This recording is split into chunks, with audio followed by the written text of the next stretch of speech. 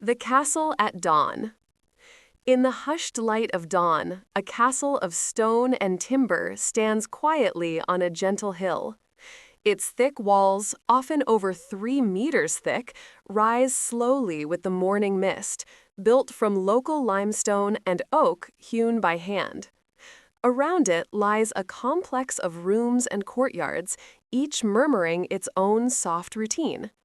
The castle's architecture is practical and serene, layered like a dream, with dark vaulted halls and tiny chambers carved into the stones.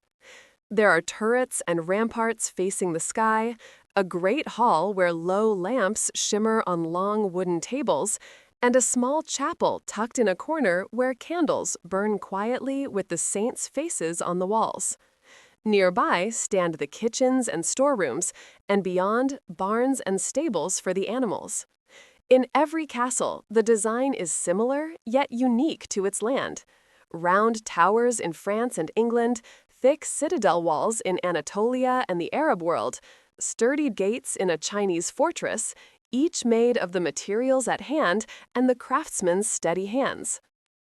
The castle structure in detail. Walls and towers. The outer walls are massive constructions, thick stone or mud brick walls with battlements and towers, built by chiseling limestone and oak into place.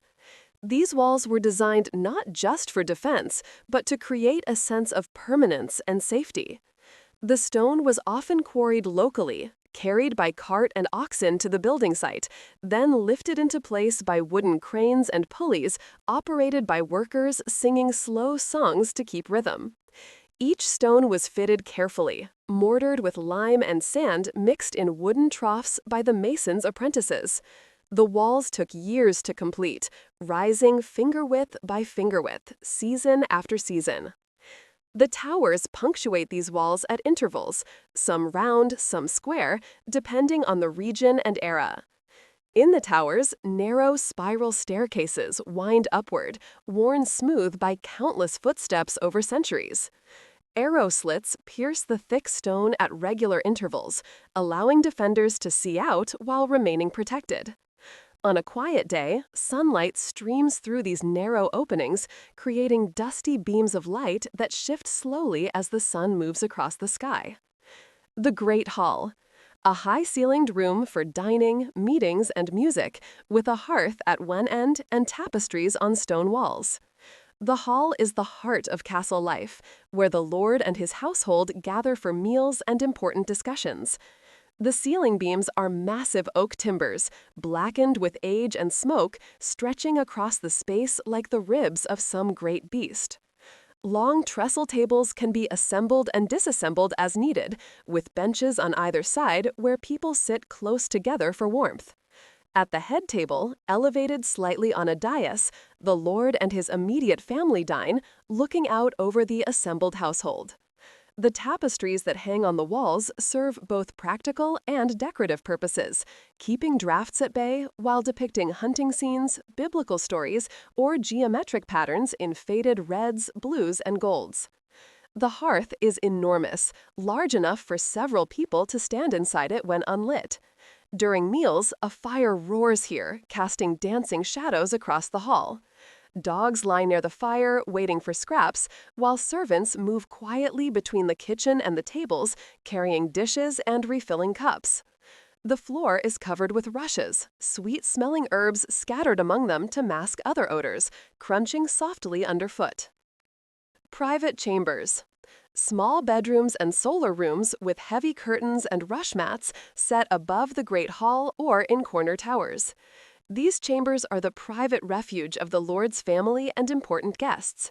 The rooms are modest in size, with small windows that can be shuttered against the cold or opened to let in air and light on pleasant days. The beds are the most substantial pieces of furniture, wooden frames with rope or leather webbing to support straw-filled mattresses. Thick woolen blankets and furs provide warmth on cold nights. Heavy curtains can be drawn around the bed, creating a small private space within the room, holding in body heat and blocking drafts. A solar, or sitting room, might adjoin the bedchamber, providing a space for the lady of the castle to sew, read, or receive visitors in relative privacy. A small brazier might provide heat, and cushions on benches near the window offer comfortable seating. The light here is better than in most parts of the castle, making it suitable for detailed handwork. The chapel. A quiet worship space with an altar and a window of colored glass. Here the chaplain leads daily prayers and vespers in calm whispers. The chapel is often the most beautiful room in the castle, even if small. The colored glass window, perhaps the castle's only one, casts jewel-toned light across the stone floor when the sun shines through it. The altar is simple but reverent, covered with a clean linen cloth with candlesticks on either side. Behind it might hang a wooden cross or a painted icon. The walls might have simple frescoes depicting saints or biblical scenes, their colors faded but still visible in the candlelight. The air smells of incense, beeswax, and old stone. A few wooden benches or kneelers provide space for the household to gather for services. The chaplain's voice echoes softly off the vaulted ceiling as he chants prayers in Latin or vernacular languages. Even when empty, the chapel retains a sense of peace, a place set apart from the daily work of the castle. Kitchens and pantries. Nearby the hall, large hearths and ovens fill the air with comforting smells. Copper cauldrons, wooden spoons, spits, and hanging pots line the space. The kitchen is a world unto itself, often housed in a separate building or wing to reduce the risk of fire and keep cooking smells from overwhelming the living quarters. The main feature is the enormous hearth, with multiple fires burning at different temperatures for different purposes. Iron trivets and hooks allow pots to be raised or lowered to adjust the heat. A brick oven is built into the wall, its domed interior perfect for baking bread. Wood is stacked nearby, always within easy reach. Work tables fill the center of the room, scarred and stained from years of use. Here, vegetables are chopped, meat is butchered, and dough is kneaded. Strings of onions and garlic hang from the rafters, along with bundles of dried herbs. Clay jars and wooden casks line the walls, containing flour, salt, oil, and other staples. The pantry adjoins the kitchen, its thick walls helping to keep food cool. Shelves hold loaves of bread, rounds of cheese, and crocks of butter. Dried fish and sausages hang from hooks. Everything is organized with care, the pantler knowing exactly where each item can be found. Stables and barns. Separate buildings to shelter horses, oxen, sheep, and goats. Clean straw piles and manger racks in dim stalls for the sleeping animals. Indeed, the horse was the most important animal of the great medieval household, kept by a stable master and groom. The stables are sturdy wooden structures, sometimes partially built of stone. Each horse has its own stall, divided by wooden partitions. The stalls are arranged in rows, with a central aisle wide enough for leading horses in and out. Above, a hayloft stores fodder, accessible by a ladder or steep stairs. The horses stand quietly, tails swishing occasionally at flies, heads lowered to munch hay from their mangers. The sound of chewing and the rustle of straw create a peaceful rhythm. The smell is strong but not unpleasant: hay, horse, leather, and the wood of the stalls themselves. Grooms move among the animals, checking each one, running hands down legs to check for injuries, picking out hooves, brushing coats. They speak softly to the horses, soothing words in local dialects. The horses respond to familiar voices, ears pricking forward, nuzzling at hands that might hold treats. In the barn, other animals rest. Cattle lie in the straw, chewing their cud with slow, methodical movements. Sheep huddle together in pens, their wool thick and slightly oily.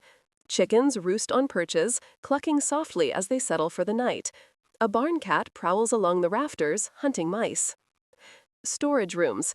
Dark cellars and pantries for grain, salted meat and cheese, and for tools. High attic spaces for winter wood and spare linen. The castle must store enough to survive months of siege or harsh winter, so storage is carefully organized and jealously guarded. The cellars are cool and dark, perfect for preserving food. Stone steps lead down from the courtyard, growing steeper and more worn as they descend. The air is damp and smells of earth and old stone. Barrels line the walls, containing everything from salted pork to pickled vegetables to ale. Some are marked with chalk or branded with symbols to indicate their contents. Grain is stored in large chests or sacks, raised off the floor on wooden pallets to keep them dry and away from rats. The steward regularly checks these stores, taking inventory and rotating stock so nothing spoils. A locked storeroom holds the most valuable items: spices, sugar, fine wine, and other luxuries. In the attics, bundles of firewood are stacked neatly under the eaves. Chests contain spare linens, old clothes that might be mended and reused, and seasonal items not currently needed. The space is dim and dusty, accessible only by narrow stairs or ladders, visited infrequently. The castle kitchen, a study in quiet activity. Inside the castle kitchen, a single firelight flickers. The air is warm with wood smoke and the rich scent of herbs. Massive iron pots bubble with porridge or stew on the open hearth, while loaves of dense rye bread bake slowly in a clay brick oven. One of the cooks, leaning into the gentle heat, stirs a thick soup with a long wooden ladle. Castle kitchens were filled with simple but heavy tools. Archaeologists found intact examples of raised stone hearths and iron grates, and even broken clay dishes and wooden spoons left behind. Wooden benches and tables hold grain-filled sacks, and curved iron forks to turn meat hang from hooks above. On a longboard, dough is being kneaded quietly. Elsewhere, sausages dry from the rafters. A deep calm pervades the scene. Flames crackle softly beneath a black cauldron, and the cook hums a gentle tune as she works. Kitchen utensils and tools. Cast iron skillets and cauldrons. These are the workhorses of the medieval kitchen, blackened with use, heavy and sturdy. A large cauldron might hold enough stew to feed dozens of people, suspended over the fire by an iron chain that can be raised or lowered. Smaller skillets are used for frying, their long handles allowing cooks to work without getting too close to the flames. Flat-bottomed pans and pointed spits. Pans of various sizes sit on trivets over the coals, while spits, some simple iron rods and others elaborate mechanisms that can be slowly rotated, are used for roasting meat. A boy might turn the spit manually, or in larger kitchens, a dog might run in a wheel connected to the spit mechanism, providing steady rotation. Large wooden spoons and ladles.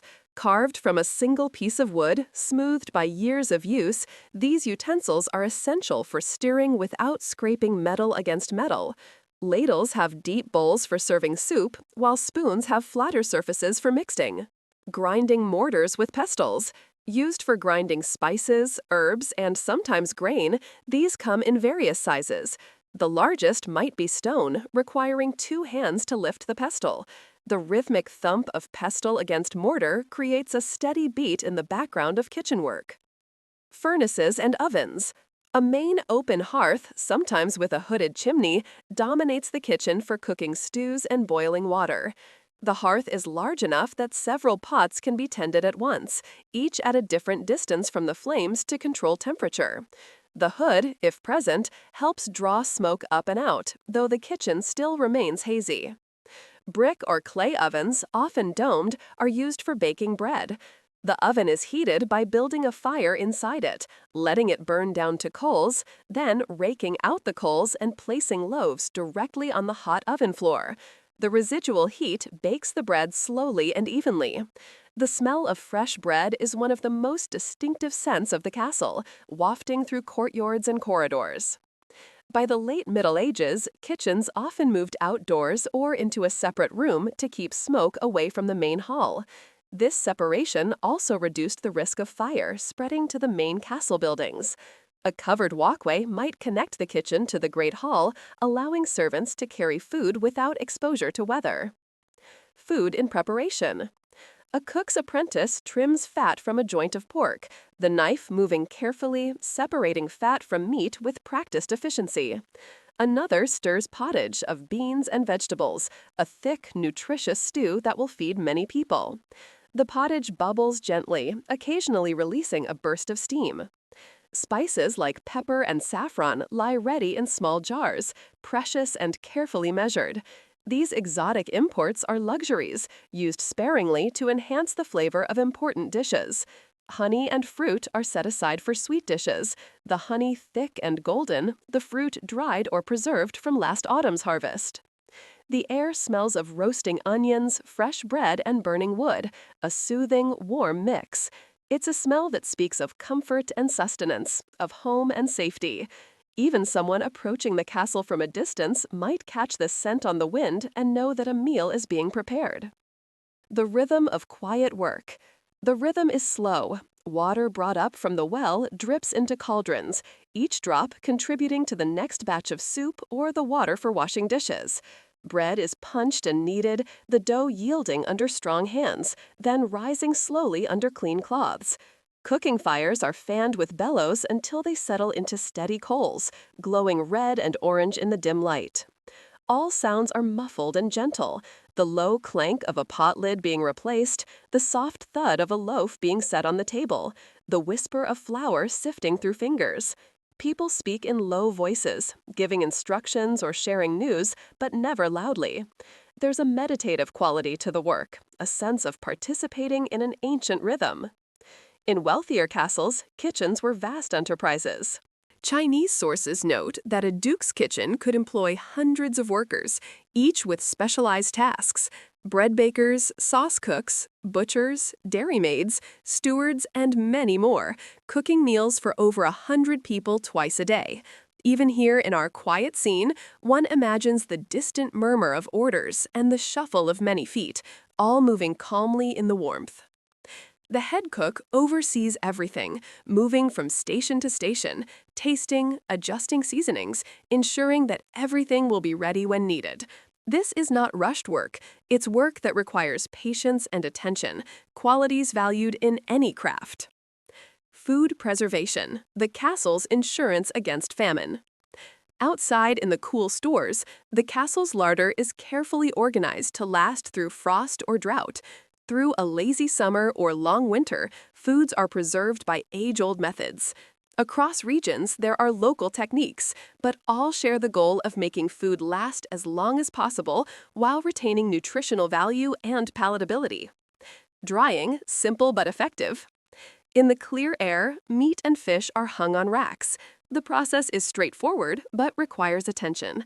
Thin strips of meat or whole small fish are suspended from wooden frames, exposed to air and sometimes sun. In the chill of Northern Europe, cod and other fish, called stockfish, were simply left out to freeze and dry on walls or in the snow. The cold air drew out moisture while preventing spoilage, creating rock-hard fish that could be stored for years and rehydrated when needed. In sunnier lands, meats and fruits are sun-dried on racks by the open air. A gentle breeze ruffles the hanging slices of beef or fish, slowly leaching moisture away. Fruits like apples, plums, or apricots are sliced thin and laid on reed mats in the sun, turned periodically until they become leatheried and concentrated in flavor. The drying rooms or areas are kept clean and protected from animals and insects. Smoke from the kitchen fires sometimes wafts through, adding a subtle flavor and further discouraging pests. The dried foods shrink to a fraction of their original size, but retain most of their nutritional value, making them ideal for storage. Salting and smoking, ancient techniques. Big salt barrels line a shadowy corner of the storage rooms. Salt is valuable, sometimes used as currency, but essential for preservation. Freshly killed pigs or cattle are hung and rubbed with salt, and sometimes herbs, then kept under smoke. The salt draws out moisture and creates an environment hostile to bacteria, while smoking adds flavor and further preserves the meat. European castles often slaughtered livestock for winter, usually in late autumn when the animals were fat from summer grazing, but before the expense of feeding them through winter became burdensome. The meat was then smoked or brined for months. Sides of bacon and hams hang from rafters in the smokehouse, slowly being transformed by wood smoke. Butter was mixed with salt to delay spoilage, packed into crocks and sealed with cloth. Cheeses were waxed and stored in cool cellars where they aged slowly, developing complex flavors. A faint, salty smell joins the air when we open an oaken cask of herring, packed tightly in brine, each fish glistening and preserved. The smokehouse is a separate small building, filled with racks and hooks from which meat hangs. A smoldering fire of hardwood, never allowed to flame up, produces thick white smoke that fills the space. The smokemaster tends this fire carefully, adding wood as needed, maintaining a steady temperature. Days or weeks of smoking turn fresh meat into preserved provisions. Pickling and brining, preserving vegetables. Stone jars and barrels hold pickled onions, cucumbers, cabbages, or olives in vinegar or brine. The process is simple. Vegetables are cleaned, packed into containers, and covered with a solution of salt water or vinegar, often flavored with herbs and spices. In a Persian or Arab castle kitchen, one might find clay urns of pickled lemons and cucumbers, or vinegars flavored with dates. These sour jars stay cool in an underground cellar, keeping vegetables edible long after the fields are bare. The vegetables soften slightly but retain their crunch and develop a tangy flavor that complements bland winter meals. The pickling process also creates fermented foods that are easier to digest and contain beneficial bacteria. Sauerkraut, made from salted and fermented cabbage, becomes a staple in Central European castles. Barrels of the stuff sit in cellars, the cabbage slowly fermenting, releasing small bubbles of gas, transforming from fresh vegetable to preserved food. Opening a jar of pickles releases a sharp, vinegary smell that makes mouths water. The vegetables, retrieved with wooden tongs, add color and flavor to winter meals, a reminder of summer's abundance preserved for leaner times. Icehouses, Yakchals.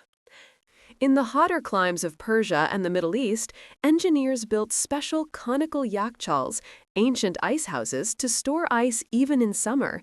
These are architectural marvels, tall structures with thick mud brick walls and clever designs that maintain cool temperatures, even when the outside air is scorching. Winter ice is harvested from nearby mountains or collected from ponds during cold nights. The ice is packed into the yakchal in large blocks, insulated with layers of straw or sawdust. The structure's design, with its conical shape and often underground portions, creates a natural cooling effect. Cool air sinks and stays trapped, while the thick walls provide insulation. This stored ice is used to chill fruit juices, dairy products, and wine for months. In one tall yakchal, a worker is shown filtering wine into a jar, carefully conserving it. As summer heat settles over the castle, these structures keep beverages and foods cool for late-season feasts, a luxury that impresses guests and provides relief from the heat.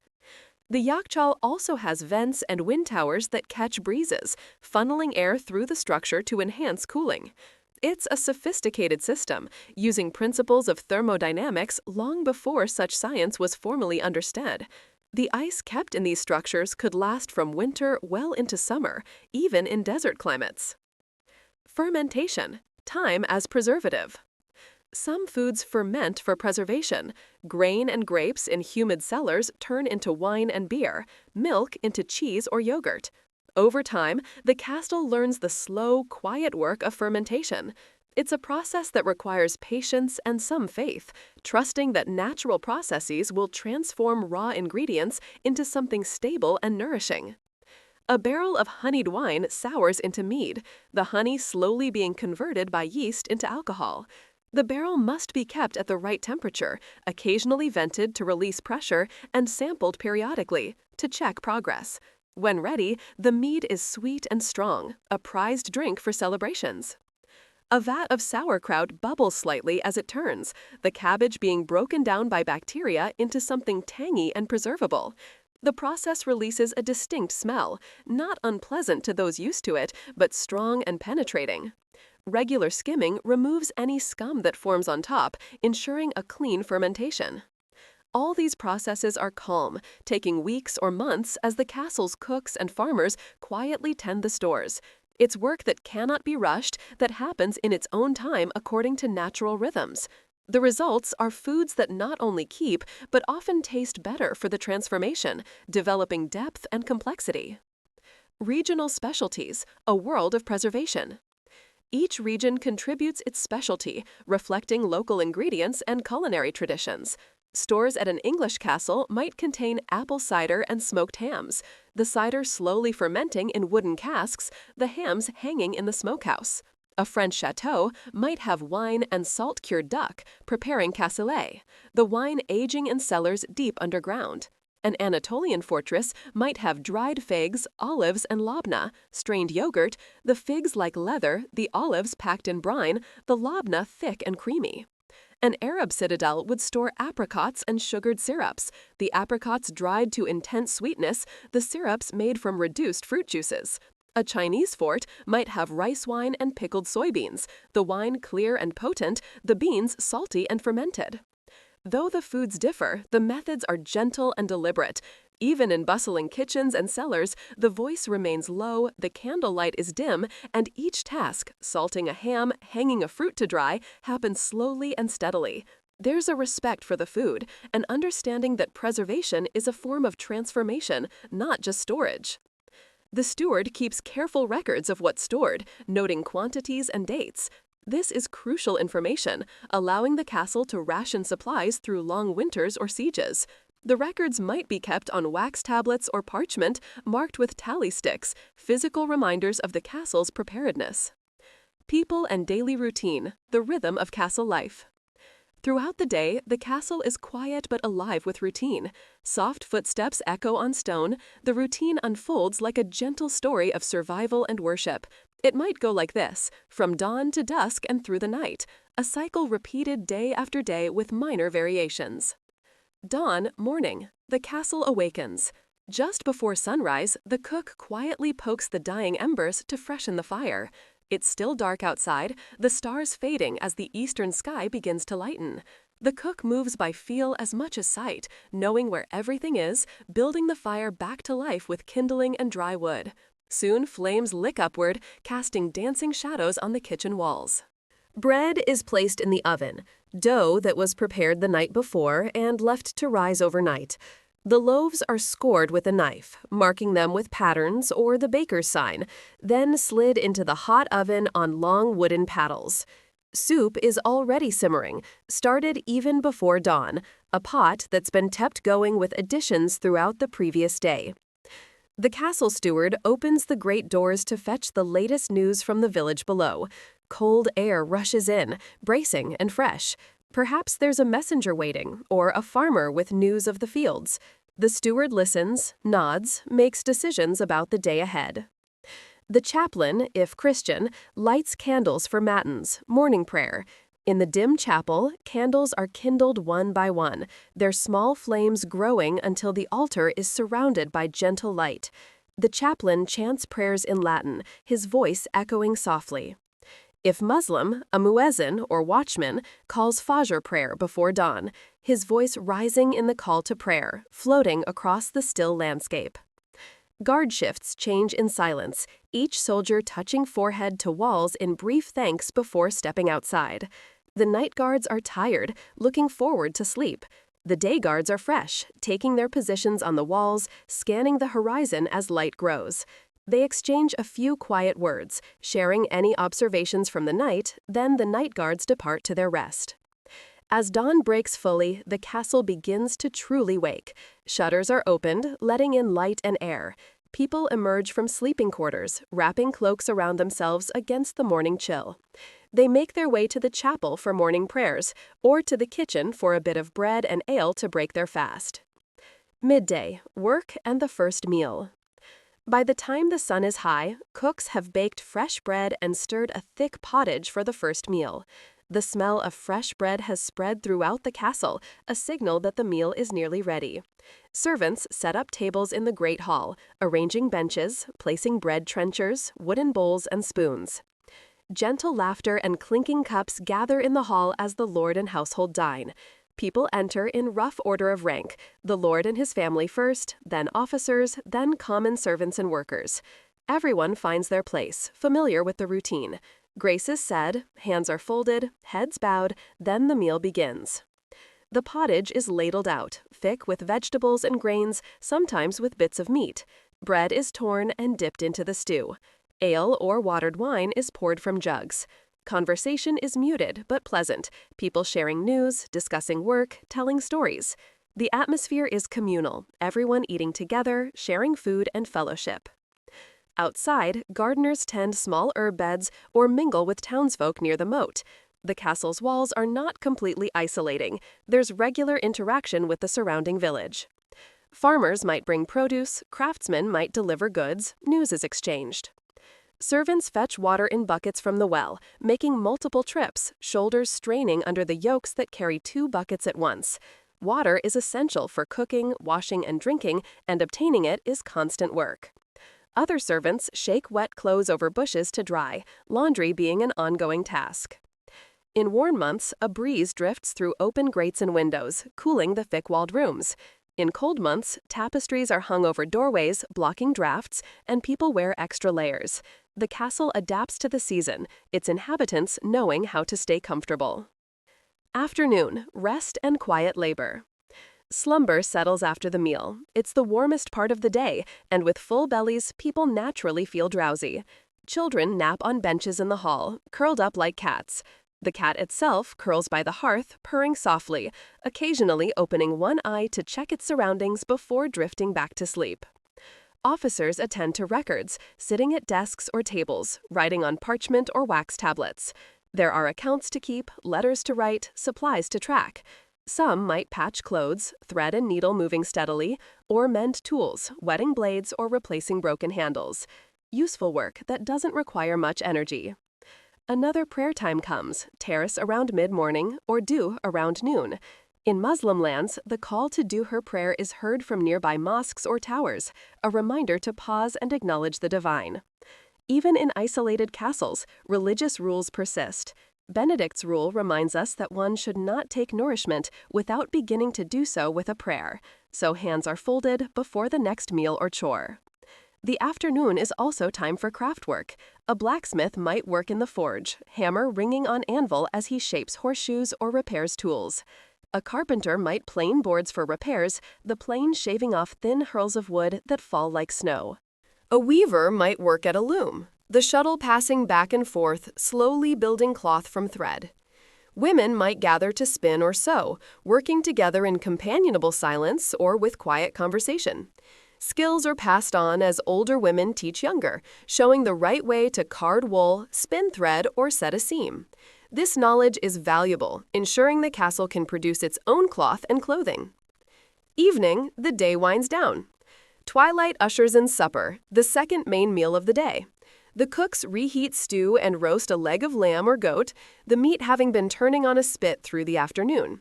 The smell of roasting meat fills the kitchen and wafts into the courtyard, making mouths water.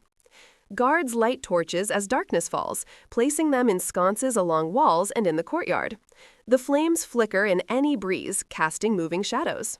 Guards resume patrol, peering through arrow slits at the rising moon, walking the walls, listening for any unusual sounds in the gathering dark. In the chapel's hush, evening vespers are softly sung if Christian, or the Maghrib prayer is called at sunset if Muslim. These evening prayers have a different quality than morning ones, a sense of gratitude for the day completed, a settling down toward rest. Dogs in the kennels stir and bow their heads as each prayer ends, as if they too sense the sacred moment. Over the fields, farmers send back livestock to barns. Sheep are herded through gates, cows plod along familiar paths, chickens are shooed into coops. Inside the castle, people pull on thicker wool cloaks or shawls as the temperature drops. Stone holds the day's warmth for a while, but gradually cools. The day's last tasks are completed: milking cows, the rhythmic squeeze producing streams of milk into wooden pails; collecting eggs, warm from the hens' bodies; sweeping hearth ashes, banking fires for the night. All done in the dying light, with a sense of bringing things to completion. Supper is quieter than the midday meal, people tired from the day's work. They eat steadily, soaking up stew with bread, draining cups of ale. Conversation is sparse. Afterward, people linger briefly by the fire, enjoying its warmth, then gradually drift toward bed. The people of the castle. Each person's day is quiet but purposeful. A typical list of roles in a castle might include cooks and kitchen staff, stoking fires and stirring cauldrons from dawn to dusk. They knead dough, bake bread, and prepare the Lord's simple but rich meals. The head cook manages everything, while assistant cooks handle specific tasks. Kitchen boys fetch water and wood, turn spits, and do whatever menial tasks are needed. It's hot, exhausting work, but essential. Guards and watchmen, patrolling battlements and gates quietly, eyes on the horizon. They walk slowly, reporting when there's nothing to hear, which is most of the time. One might quietly unclasp a sword to check its condition, or quietly whisper a prayer as the moon rises. They stay alert during their watch, but also find it monotonous, the same routes walked over and over. Stewards and servants, running errands, cleaning rooms, and mending linen in the courtyards by soft sunlight. They carry water from the well, seemingly endless trips, and feed the cat or sweep the floor in gentle circles. Servants are numerous and do most of the actual work that keeps the castle functioning, though they're often invisible in historical accounts. Chaplain or imam, leading daily devotional prayers in the chapel or courtyard. In Christian strongholds, the divine office divides the day into 8 quiet services. In Muslim forts, 5 daily prayers mark the hours. Each call to prayer is performed with bowed heads in silence. The chaplain or imam also provides spiritual counsel, hears confessions, and reminds people of their religious duties. Laundresses and herbwomen, washing clothes at dawn in a pool or stream, then hanging them on bushes or lines to dry. Tending the small garden of medicinal herbs and flowers for teas, softly whispering as they work. They know which herbs to use for which ailments, knowledge passed down through generations. They might prepare poultices for injuries or teas for illnesses. Grooms and stable hands, caring for horses and other animals, feeding, watering, grooming, mucking out stalls. They know each animal individually, can tell when one is off its feed or acting strangely. Their days are filled with physical labor, but also with quiet communion with the animals they care for.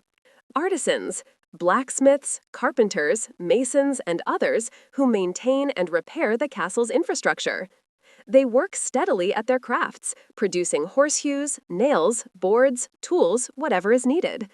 Their workshops are filled with the sounds of their trades, hammering, sawing, chiseling. The launderess will remove the damp clothes with bare, rough hands, fold them silently, and perhaps iron them flat on a wooden board by embers. The routine is constant but calm. Religion and prayer, the sacred framework. Religion is a quiet companion in every castle. Even away from crowded cities, the rhythms of worship frame the day. Faith provides structure, meaning, and comfort in lives that can be hard and uncertain. The castle's spiritual life is woven through every activity, every meal, every task.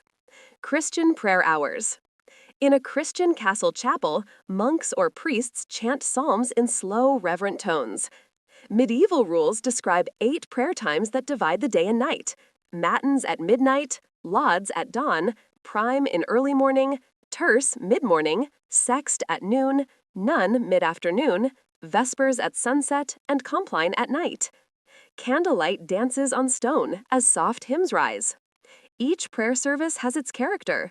Matins, celebrated in the deep night, has a mysterious quality, the world outside completely dark, the chapel lit only by candles, voices rising in prayer while everyone else sleeps. Lauds welcomes the dawn, celebrating the return of light. Prime marks the beginning of the working day. Terce, sext, and none punctuate the day's work, providing brief pauses for reflection. Vespers celebrates the end of daylight, giving thanks for the day. Compline closes the day, asking for protection through the night.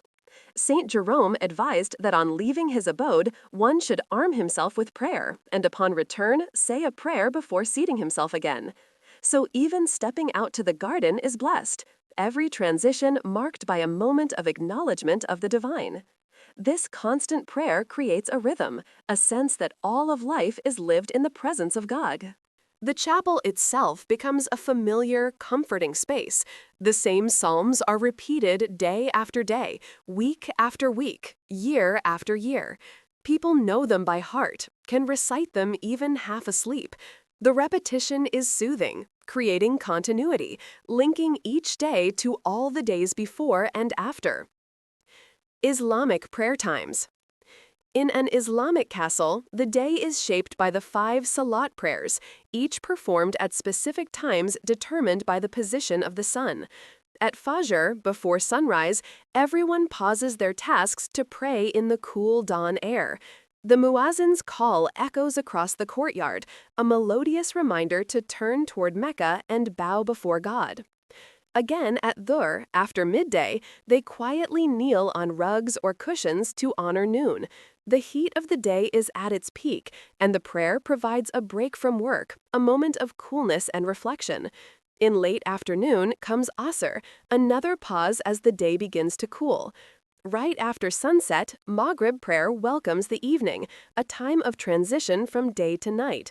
Finally, Isha, at nightfall, completes the cycle, the last prayer before sleep. Sometimes a distant call, the azan, echoes across the hills at each prayer time. The faithful rise from whatever they're doing, perform ablutions at a stone basin, washing hands, face, and feet, and form lines in the castle courtyard or the small mosque chapel. The lines are straight, shoulder to shoulder, creating a visual representation of equality before God. Each prayer's piece settles over the rooms like incense smoke. The Arabic words of the prayer are recited. Bodies move through the prescribed motions, standing, bowing, prostrating, sitting. The movements are synchronized, creating a sense of unity. Afterward, people might stay a moment, offering personal prayers, asking for guidance or protection, giving thanks. Sacred spaces. Thus, daily life in the castle is punctuated by pauses of quiet devotion. A simple wooden cross or an oil lamp by an icon stands on a wall in Christian spaces. A small niche, a mihrab, with Arabic calligraphy or an embroidered prayer rug marks the prayer space in Islamic areas. These places are free of chatter, set apart for sacred purpose. A monk alone with a flickering candle, counting prayers on his beads, lips moving silently. A Muslim soldier bowing on the flagstones, forehead touching the ground in submission. A family gathered in the chapel, children learning to fold their hands and bow their heads. An old woman in the courtyard, face lifted to the sky, praying quietly for the health of a sick grandchild. The language of devotion varies, Latin, Arabic, vernacular tongues, but the calm is the same. Hands folded or raised, heads bowed or lifted, and then a return to work, all in a hushed whisper of faith. Prayer is not separate from daily life, but integrated into it, each supporting the other. Religious festivals punctuate the year, but even these are observed with a quiet dignity in the castle. Holy days mean special foods, exemption from certain kinds of work, extra prayers, perhaps the visit of a traveling preacher or religious teacher. But the castle's remoteness means celebrations are intimate, focused on the household's own observance rather than large public displays. Seasons and festivals, the turning year. The castle's routines change slowly with the seasons and the year's special days, but always gently. The rhythm of the seasons affects everything: what foods are available, what work needs to be done, how cold or warm the castle is, even people's moods and energy levels. Spring, awakening and renewal. In spring, the world comes alive again after winter's dormancy. The warm sunlight brightens life, gradually growing stronger day by day. Gardens near the walls are prepared for planting, soil turned and manured, seeds carefully saved from previous years, planted in neat rows. Windows, usually small arrow slits, stay open longer each day, letting in birdsong and fresh air. People rise earlier to make use of long days and might sleep later in the morning shade. There's a sense of optimism, of possibilities. Animals give birth. Lambs in the sheep pen, calves in the barn, foals in the stable, chicks under broody hens. New life everywhere, demanding care but promising future abundance. Spring cleaning is undertaken with vigor. Rushes that have covered floors all winter are swept out, old and musty, replaced with fresh ones scattered with new herbs. Bedding is aired, hung from windows or spread on bushes. Walls might be whitewashed, brightening rooms dimmed by winter smoke. Everything is opened up, aired out, refreshed. The spring rains sometimes make life difficult, roads becoming muddy, fields too wet to work. But the rain is also welcome, needed for crops, filling wells and cisterns. People accept it philosophically, using rainy days for indoor work, mending, spinning, repairs that were postponed during winter. Summer, abundance and activity. Summer brings the longest days and the warmest weather. The castle is at its busiest, with fieldwork demanding many hands. Even castle inhabitants who normally don't do farm work might help with haymaking or harvest, everyone pitching in when needed. Gardens near the walls bloom with herbs and vegetables: onions, cabbages, beans, peas, lettuce, carrots, turnips. Fruit trees produce apples, pears, plums, cherries, depending on the region. Berries ripen in hedgerows: strawberries, raspberries, blackberries, picked and eaten fresh or preserved. The diet changes: fresh vegetables and fruits supplementing the preserved foods of winter. Salads are eaten, something impossible in winter. Dairy products are abundant as cows, goats, and sheep produce rich milk from summer grazing. Butter, cheese, and yogurt are made in quantities, some consumed fresh, some preserved for later.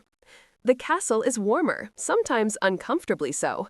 Fires in the hall are allowed to go out during the day, rekindled only for cooking and evening warmth. People wear lighter clothing, linen instead of wool.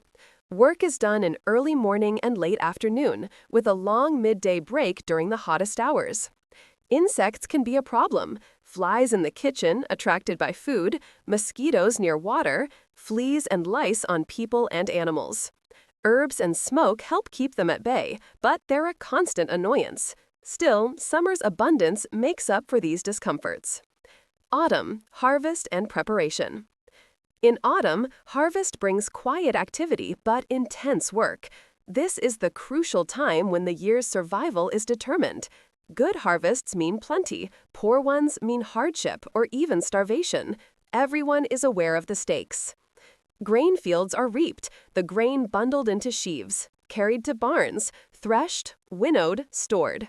It's back-breaking work, dawn to dusk, but essential. Corn hangs to dry, not maize, but whatever grain the region grows: wheat, rye, barley, oats. Fruit is pressed to juice, apples to cider, grapes to wine. The pressing is satisfying work, seeing liquid flow from solid fruit. Bees are gently tended for honey, the hives opened carefully to avoid stings, honeycomb removed and pressed. The honey is precious, the main sweetener available, used sparingly through the year. Beeswax is saved for candles, better than tallow, burning cleaner and brighter. The air carries a sweet must as barrels of cider and grape wine settle. The smell of fermentation is everywhere, yeasty and slightly alcoholic. It's the smell of transformation, of summer's bounty being preserved in liquid form. Animals are prepared for winter. Some are slaughtered, those that can't be fed through the cold months. The meat is processed immediately, butchered, salted, smoked, made into sausages. Nothing is wasted. Even blood is saved for puddings, intestines for sausage casings, hides for leather. Preparations intensify as autumn progresses. Firewood is cut, split, stacked. Chimneys are cleaned. Cracks in walls are filled. Shutters are repaired. Everything is checked and made ready for the trial of winter. Winter, endurance and coziness. When winter comes, the castle layers itself in coziness, creating a small, warm world against the cold outside. Smoke curls from chimneys, a sign of life. Furs and layered woolen clothes come out. Everyone wears several skirts or cloaks, muffling their steps, wrapped against the chill. Straw rushes are spread thickly on cold floors, providing insulation and a bit of cushioning. Heavy firewood, stacked through autumn, is laid on the hearth so coals glow warmly at dawn. Someone's job is to never let the main fires go completely out. Keeping coals alive through the night is easier than starting a new fire each morning. Stone walls, thick for defense, also keep in the day's warmth by night, holding heat from fires. But they also create a damp cold that seeps into bones. People cluster near fires, wear extra layers, move briskly to stay warm. The kitchen, always the warmest room, becomes the most popular gathering place. The kitchen's nightly chore is to keep fires smoldering. An elder woman in a thick cloak stokes embers with a poker so the hall is warm for the Lord's Supper.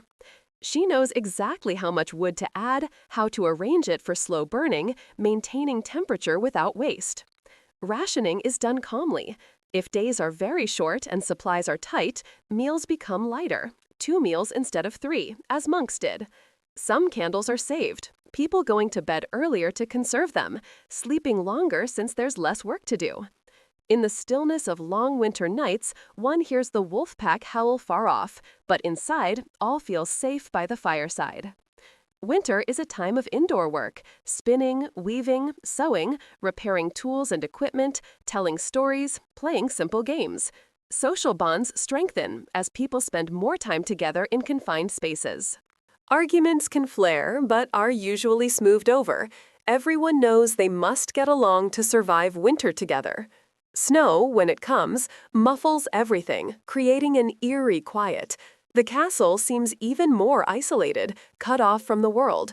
But there's beauty in it too. Snow-covered landscapes, icicles hanging from eaves catching sunlight, the crunch of fresh snow underfoot. Festival days, breaking the routine. Festivals break the routine in quiet joy, giving people something to look forward to, marking the passage of time. These celebrations follow religious and agricultural calendars, ancient rhythms of sacred and seasonal time. Yule and Christmas. For Yule and Christmas in Europe, fir branches and holly wreaths decorate the hall. A 12th century record notes that every man's house was decked with holly, ivy, bay. The evergreens symbolize life persisting through winter's death, hope for spring's return. A log studded with spices, the Yule log, is placed in the fire as it crackles joyfully. It's meant to burn through the 12 days of Christmas, a focus for celebration. Kitchens prepare special foods, roasted goose, spiced cakes, or mince pies. Fragrant spices and sugar long stored are brought out, used generously for once. Castle bells ring softly on Christmas Eve, calling people to midnight mass. Even so, celebrations are calm. People eat slowly by candlelight, give small gifts, perhaps a pair of gloves, a carved toy, a special food item, and listen to gentle stories of saints in the chapel. Mark Cartwright records that these holy days were the longest holiday of the year and filled with feasting, yet in our sleepy castle, the tone remains gentle and reflective. There might be caroling, simple songs sung by firelight. A play might be performed, acting out the nativity story with people taking parts, children especially excited. Games are played, dice, board games, simple sports in the courtyard if weather permits. But nothing too raucous, everything maintaining the castle's essential tranquility. Eid al-Fitr. In the Islamic world, festivals like Eid al-Fitr, marking the end of Ramadan, bring their own quiet cheer. Ramadan itself has changed the castle's rhythm for a month, with no eating or drinking from dawn to sunset, an act of spiritual discipline and solidarity with the poor. As Ramadan ends, everyone gathers at sunrise for a special prayer, the Eid prayer, and sharing of sweet treats. The normal day's strict fast is replaced by a slow day of family visits and a big meal at sunset. The castle gate might open wide to let relatives in, connections maintained even across distances. Date palms and coins are given to children, who are dressed in new clothes if possible. Sweets are prepared, honey cakes, nut pastries, dates stuffed with almonds. Charity is given to the poor, an obligation made joyful. But even this joy is soft. Gifts are modest, thanks are quietly given, and prayers of gratitude flow easily. Other celebrations. In other cultures, the routine shifts similarly with local holidays. A Chinese New Year might see lanterns in the courtyard and drums at dusk, but within the stone walls, the night falls peacefully with families eating rice and fish in silence, no fireworks inside the keep. The emphasis is on family, honoring ancestors, starting the year with good fortune. Seasonal markets come to the village nearby, opportunities to trade, to hear news from farther away, to see new faces. But in the castle, life remains small and personal. The lord might hold court, settling disputes, affirming bonds with vassals, receiving pledges of loyalty. These are serious moments, but handled with familiar ritual. No matter the festival, the castle goes still early, so the barn owls can wake. Life above ground gently pauses for the renewal of the year, acknowledging time's passage, the completion of cycles, the beginning of new ones. Animals and livestock, the quiet companions. Beyond the living quarters, the castle's farmyard is also quietly cared for. Animals are essential to castle life, providing transportation, labor, food, clothing, companionship. Their care is constant work, but also a source of satisfaction and connection to simpler, more instinctive ways of being. Horses. In the stables, horses whicker softly, calling to each other or to the humans who care for them. Early in the morning, grooms lead them out to graze a few moments before bringing them back in. The horses stretch, shake themselves, enjoy the brief freedom. Each horse has its stall. They stand cross-tied with simple hay racks along the walls. The stable is filled with the gentle rustle of straw as horses shift weight, the soft thump of hooves on packed earth. The smell is distinctive. Horse, hay, leather, manure, not unpleasant to those accustomed to it. The castle marshal or stable master may murmur soothing words, talking to the horses as he works.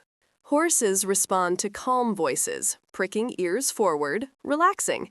He might lift a hoof to trim it, scraping away dirt and stones, checking for problems. Hoof care is essential. A lame horse is useless. In winter, horses lie down on their straw bedding near a small brazier or hearth that warms the stable. They're covered with blankets, protected from drafts.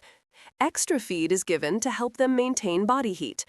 The grooms check on them regularly through cold nights, making sure they're comfortable.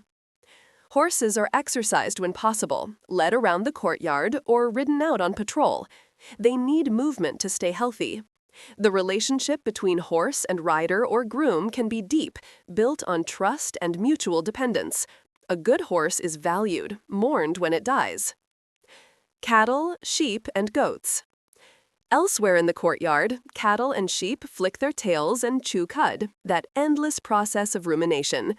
A herdsman, cloaked against the damp chill, checks that the barn door is latched to keep them in at night, protected from predators. Cows are milked twice daily, morning and evening. It's rhythmic work, hands squeezing teats in a steady pattern, milk streaming into wooden pails with a characteristic sound. The warm milk steams in cold air. Some is drunk fresh, some is made into butter or cheese, processes that happen daily. Sheep provide wool, sheared in spring when the weather warms. The sheep are held gently, shears snipping through fleece in long strokes.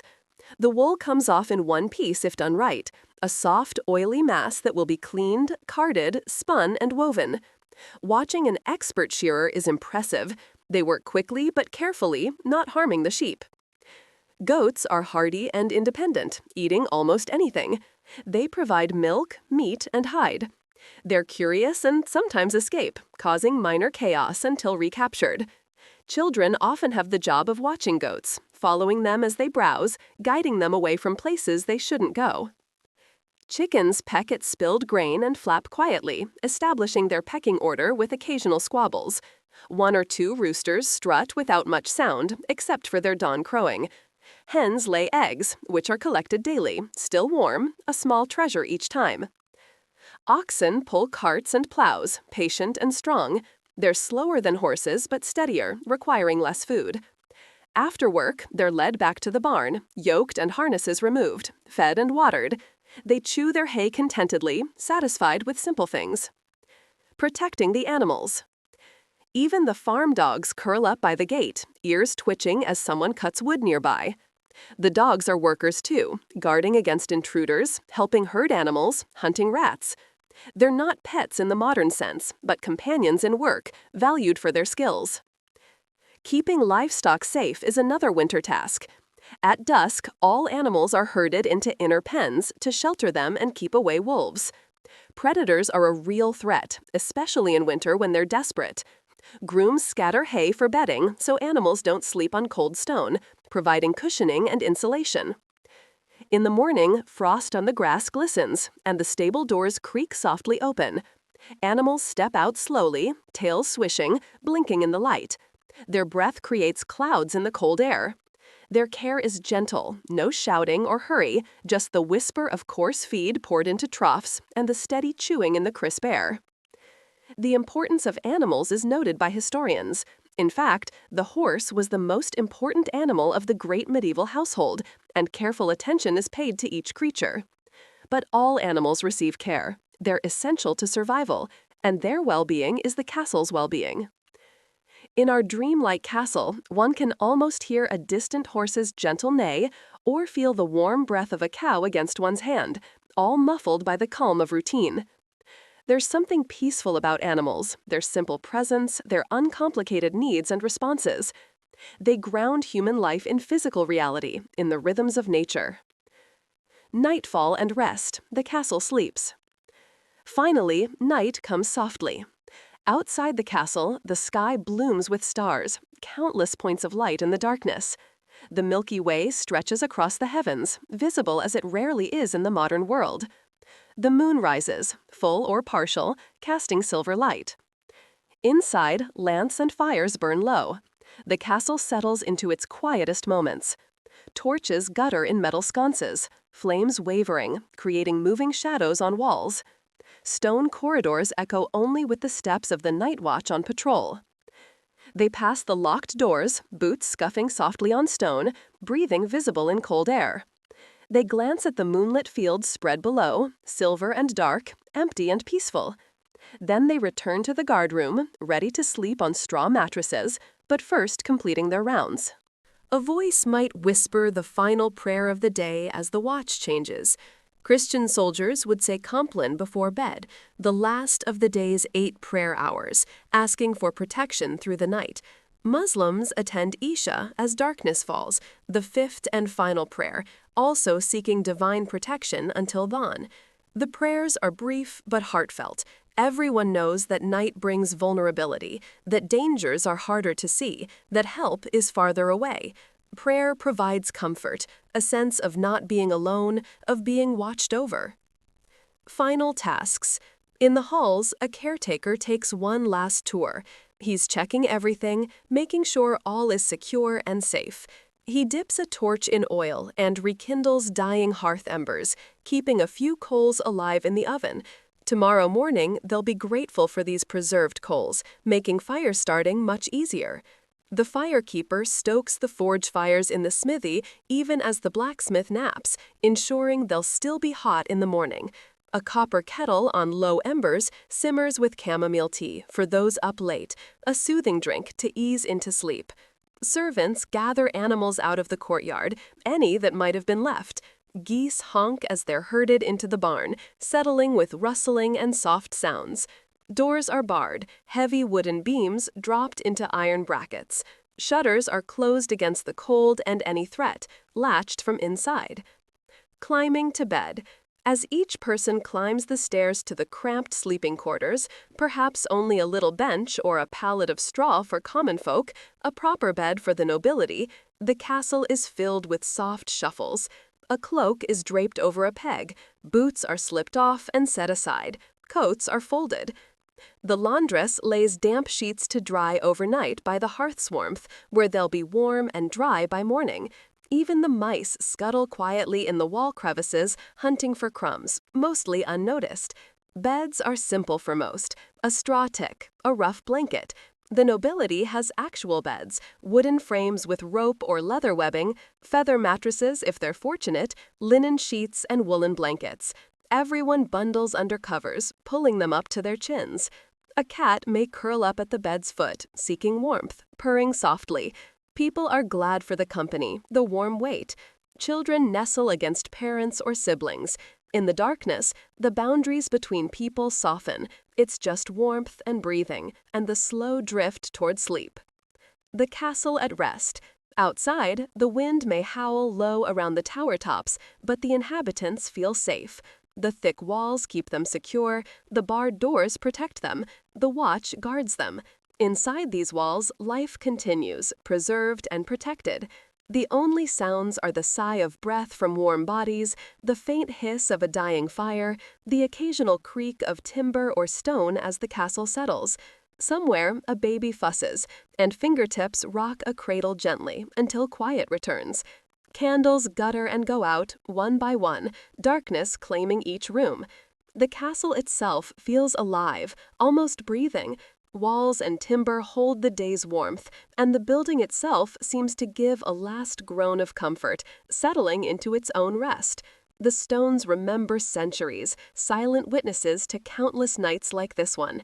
Soon all is dark, except moonlight filtering through arrow slits and cracks, creating thin silver lines and patches. A distant owl calls, its hunting cry carrying across the still landscape. Bats flit through the night sky, their ultrasonic calls unheard by human ears. And in this gentle stillness, the castle and all within it drift to sleep. Dreams come, of summer fields, of feasts, of loved ones, living or dead, of hopes and fears, but mostly just the deep, restorative sleep of bodies that have worked hard and are safely at rest. The night passes slowly. The watch changes, new guards replacing old, everyone else sleeping. The stars wheel overhead, constellations turning in their ancient patterns. The moon crosses the sky, sinking toward the western horizon. And then, before it seems possible, dawn begins to approach. The eastern sky lightens almost imperceptibly. A rooster crows, anticipating sunrise. The cook stirs, rises, begins the day again. The cycle continues, day after day, season after year. The castle stands, its routines maintained, its people living out their lives in this small, protected world of stone and wood and earth. The only sounds are the sigh of breath from warm bodies, the faint hiss of a dying fire, the occasional creak of timber or stone as the castle settles. Somewhere, a baby fusses, and fingertips rock a cradle gently until quiet returns. Candles gutter and owe out, one by one, darkness claiming each room. The castle itself feels alive, almost breathing. Walls and timber hold the day's warmth, and the building itself seems to give a last groan of comfort, settling into its own rest. The stones remember centuries, silent witnesses to countless nights like this one. Soon all is dark, except moonlight filtering through arrow slits and cracks, creating thin silver lines and patches. A distant owl calls, its hunting cry carrying across the still landscape. Bats flit through the night sky, their ultrasonic calls unheard by human ears. And in this gentle stillness, the castle and all within it drift to sleep. Dreams come, of summer fields, of feasts, of loved ones, living or dead, of hopes and fears, but mostly just the deep, restorative sleep of bodies that have worked hard and are safely at rest. The night passes slowly, the watch changes, new guards replacing old, everyone else sleeping. The stars wheel overhead, constellations turning in their ancient patterns. The moon crosses the sky, sinking toward the western horizon. And then, before it seems possible, dawn begins to approach. The eastern sky lightens almost imperceptibly. A rooster crows, anticipating sunrise. The cook stirs, rises, begins the day again. The cycle continues, day after day, season after year. The castle stands, its routines maintained, its people living out their lives in this small, protected world of stone and wood and earth. We draw on medieval cookbooks and records. Castle kitchens used iron pots and wooden tools and fed large households. One record noting hundreds of kitchen staff preparing daily meals for over 100 people. Preservation methods are based on accounts of salting, smoking, and drying foods. Even Persian icehouses, Yakchals, stored ice to preserve foods. Daily routines reflect prayers and calendar events documented by historians. 8 church prayer hours and 5 daily Muslim prayers mark the day, and festivals like Christmas and Ramadan bring quiet feasts. Historian Mark Cartwright notes holly decorations at Yule, and sources describe Ramadan's dawn and sunset meals. This narrative weaves these scholarly details into a tranquil, sensory depiction of castle life at rest. It's a place that exists in history, but also in imagination, a refuge from the modern world's noise and hurry. In this castle, time moves differently. There's no rush, no sense of insufficient hours. Work is done steadily at a sustainable pace. Rest is taken when needed. Prayer structures the day, connecting earthly time to eternal rhythms. The castle teaches lessons about simplicity, about finding satisfaction in basic things: warm food, a protected shelter, companionship, meaningful work, about living in harmony with seasons and weather rather than fighting them, about the value of routine, of knowing what comes next, of traditions maintained. It's a hard life in many ways. Physical labor, cold, sometimes hunger, disease without modern medicine, danger from war or bandits. But it's also a life with clear purpose, with strong community bonds, with direct connection to the sources of survival. As we imagine ourselves into this castle at rest, we can let go of modern anxieties. There are no emails to answer, no meetings to attend, no screens demanding attention. There's just the weight of a blanket, the glow of a fire, the sound of stone walls holding strong against the night. The castle stands through centuries, outlasting individuals, persisting, and in its persistence is a message that life goes on, that simple patterns endure, that there is peace to be found in the eternal return of dawn after night, spring after winter, harvest after planting. Sleep now in this imagined castle. Let its thick walls surround you. Let its gentle routines soothe you. Let its quiet devotion comfort you. The watch is set, the fires are banked, the animals are settled. All is well. The stars turn overhead. The moon sails across the sky. The wind whispers around ancient stones. And inside, safely held, you rest. The Castle Through the Ages, a deeper journey. Let us linger longer in this castle, exploring corners we have not yet visited, spending more time with the people who make it their home, understanding the rhythms that govern every moment of their days and nights. The morning in greater detail. The dawn comes slowly to the castle, as it always has. Long before the sun appears over the horizon, the sky begins to lighten, shifting from black to deep blue to pale gray. The stars fade one by one, the brightest holding on longest, before they too disappear into the growing light. In the kitchen, the cook has been awake for perhaps an hour already. She's an older woman, her hands gnarled from years of work, but still strong and capable. She knows every corner of this kitchen, could navigate it blindfolded. She's done this work for so long that it's become part of her, a ritual as necessary as breathing. First, she checks the banked coals in the main hearth. Throughout the night, they've been covered with ash to keep them smoldering without burning too much fuel. Now she carefully uncovers them, blowing gently until they glow red again. She adds kindling, small twigs and wood shavings that catch quickly, then larger pieces as the fire grows. The flames cast dancing shadows on the walls, and warmth begins to spread through the cold kitchen. While the fire builds, she fills the large cauldron with water, drawn late yesterday and left sitting overnight. The water is cold, so cold it makes her fingers ache, but she's used to it. The cauldron is heavy, even empty. Full of water, it takes 2 people to move, but suspended over the fire, it need only be swung slightly to the side. She prepares the morning porridge, a task she could do in her sleep. Oats are measured by feel, poured into a smaller pot with water, set to simmer. Salt is added, just a pinch. Later, when people wake, there might be honey or dried fruit added for flavor, but the base is simple. Oats, water, salt, cooked slowly until thick and creamy. The bread oven, a beehive-shaped structure built into the wall, needs to be heated.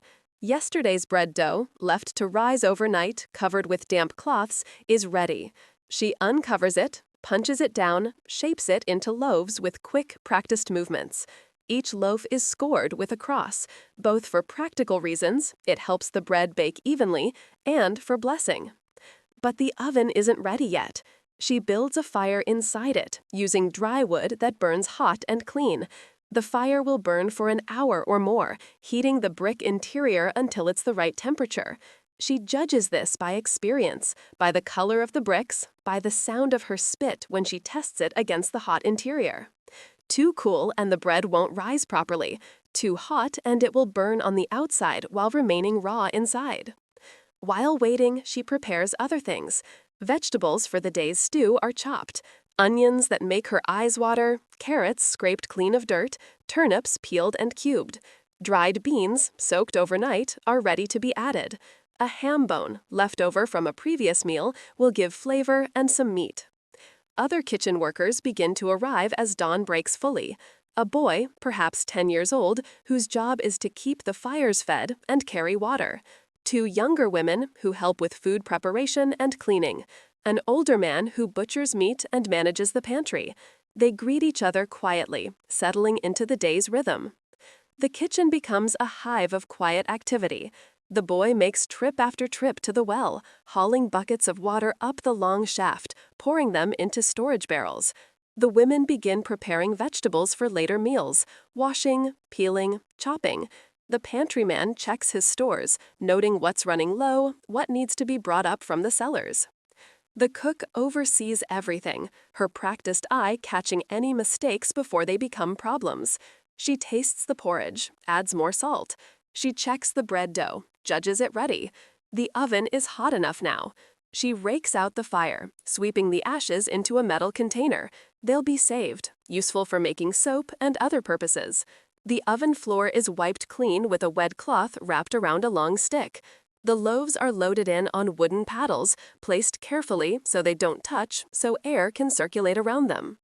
The oven door, a heavy wooden panel, is sealed in place with a mud paste around the edges, trapping the heat inside. Now it's just a matter of waiting. The residual heat will bake the bread perfectly over the next hour or so. The chapel at dawn. While the kitchen warms with fire and activity, the chapel remains cold and still. The chaplain enters quietly, his breath visible in the chill air. He's wrapped in a heavy cloak over his robes, but he'll remove it for the service, a small act of mortification, offering his discomfort as prayer. He lights candles one by one, using a taper lit from the sanctuary lamp that never goes out. Each candle represents a prayer, a hope, a request for divine presence. The small flames push back the darkness, creating a warm glow that softens the hard stone walls. The chaplain prepares for Lauds, the morning prayer. He sets out his breviary, the book of prayers and psalms that guides the divine office. The pages are worn, the corners rounded from years of use. He knows most of it by heart, but follows the text anyway, the ritual of reading as important as the words themselves. As he begins to chant, others arrive. The Lord and his lady, fulfilling their obligation to begin the day in prayer. Senior servants and officers, those whose duties permit them to attend. They kneel on the cold stone floor, hands folded, heads bowed. The chaplain's voice rises and falls in the ancient cadence of the Psalms. The words are in Latin, not understood by most of those present, but the meaning comes through in the tone and rhythm. Thanks for the return of light, praise for the Creator, petitions for guidance and protection through the day ahead. The service lasts perhaps 20 minutes, though time feels different here, stretched and slowed. When it ends, people rise stiffly, knees aching from the cold stone. They make the sign of the cross, bow to the altar, and file out quietly. The chaplain remains a moment longer, offering personal prayers, then he too departs, leaving only the candles burning. The stables at morning. In the stables, the horses have been awake since before dawn, as horses are, dozing lightly but aware of every sound. Now, as light grows, they become more active, shifting in their stalls, calling to each other with soft nickers. The head groom arrives, a man in his middle years who's worked with horses since childhood. He loves them in a way that's hard to explain to those who don't work with animals. Each horse is an individual to him, with its own personality, preferences, and quirks.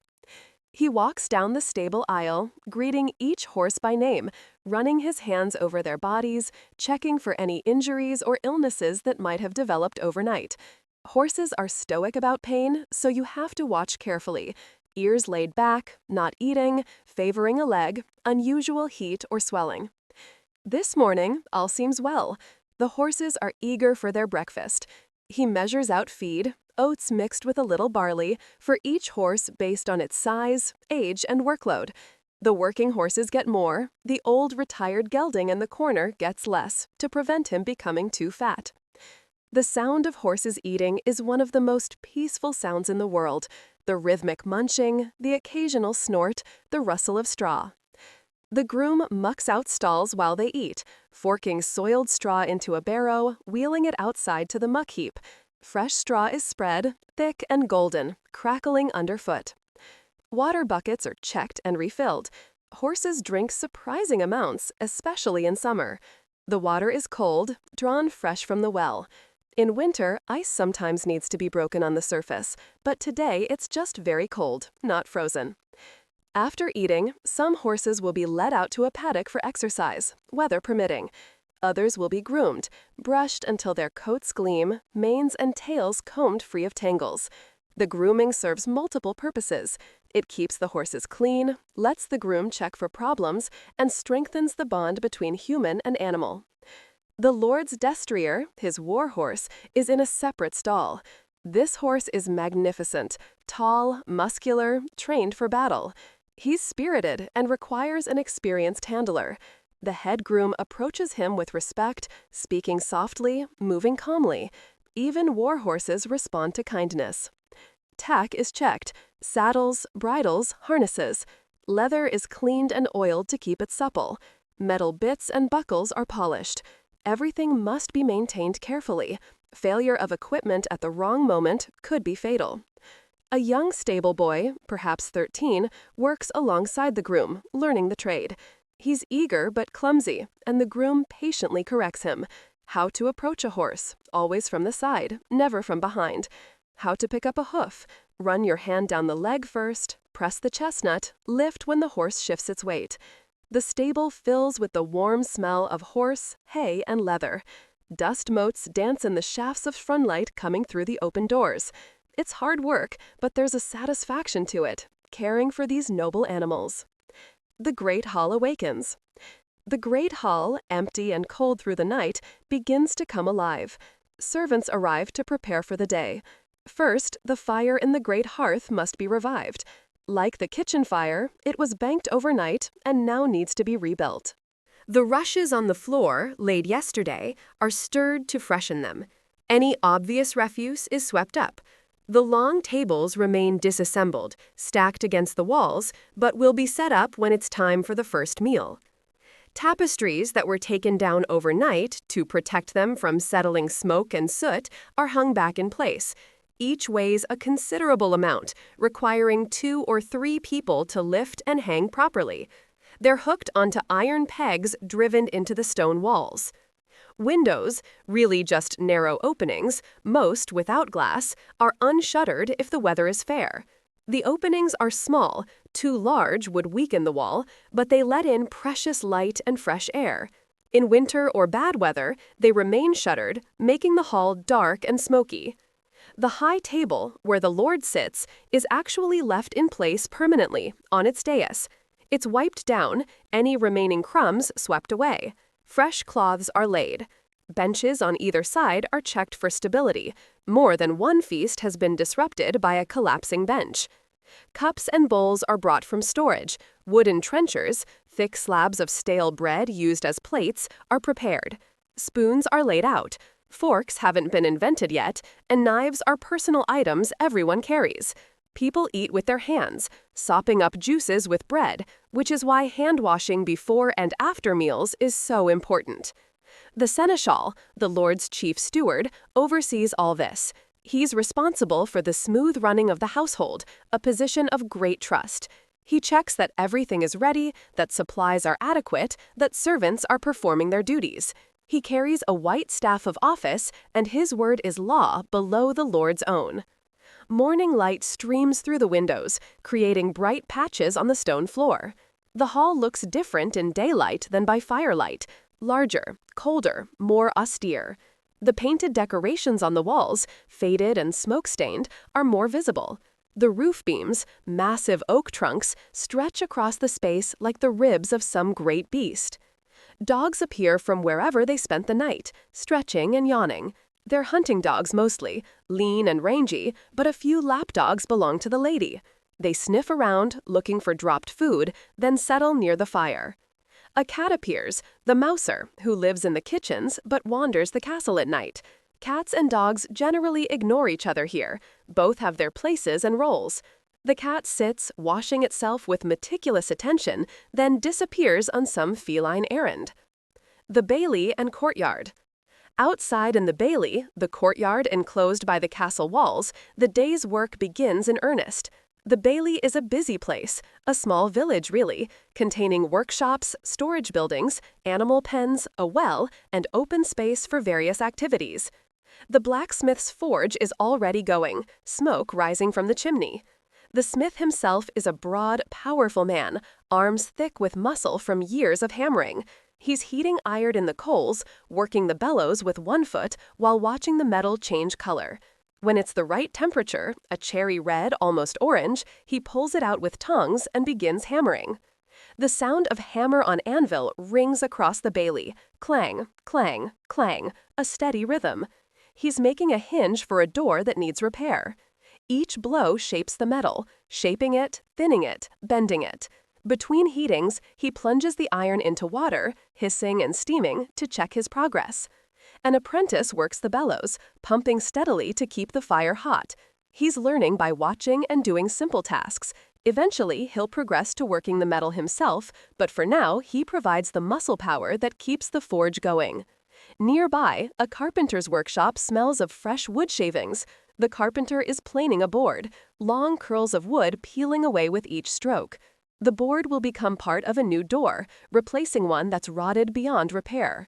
He works slowly and carefully, checking the board's straightness with his eye, running his hand over the surface to feel for smoothness. A mason is repairing a section of wall where mortar has crumbled. He chips out the old mortar, mixes fresh, and repoints the joints. It's tedious work, but essential. These walls must remain strong. Lives depend on it. Women gather at the well, drawing water in wooden buckets. It's deep, the well, going down through solid rock to reach the water table.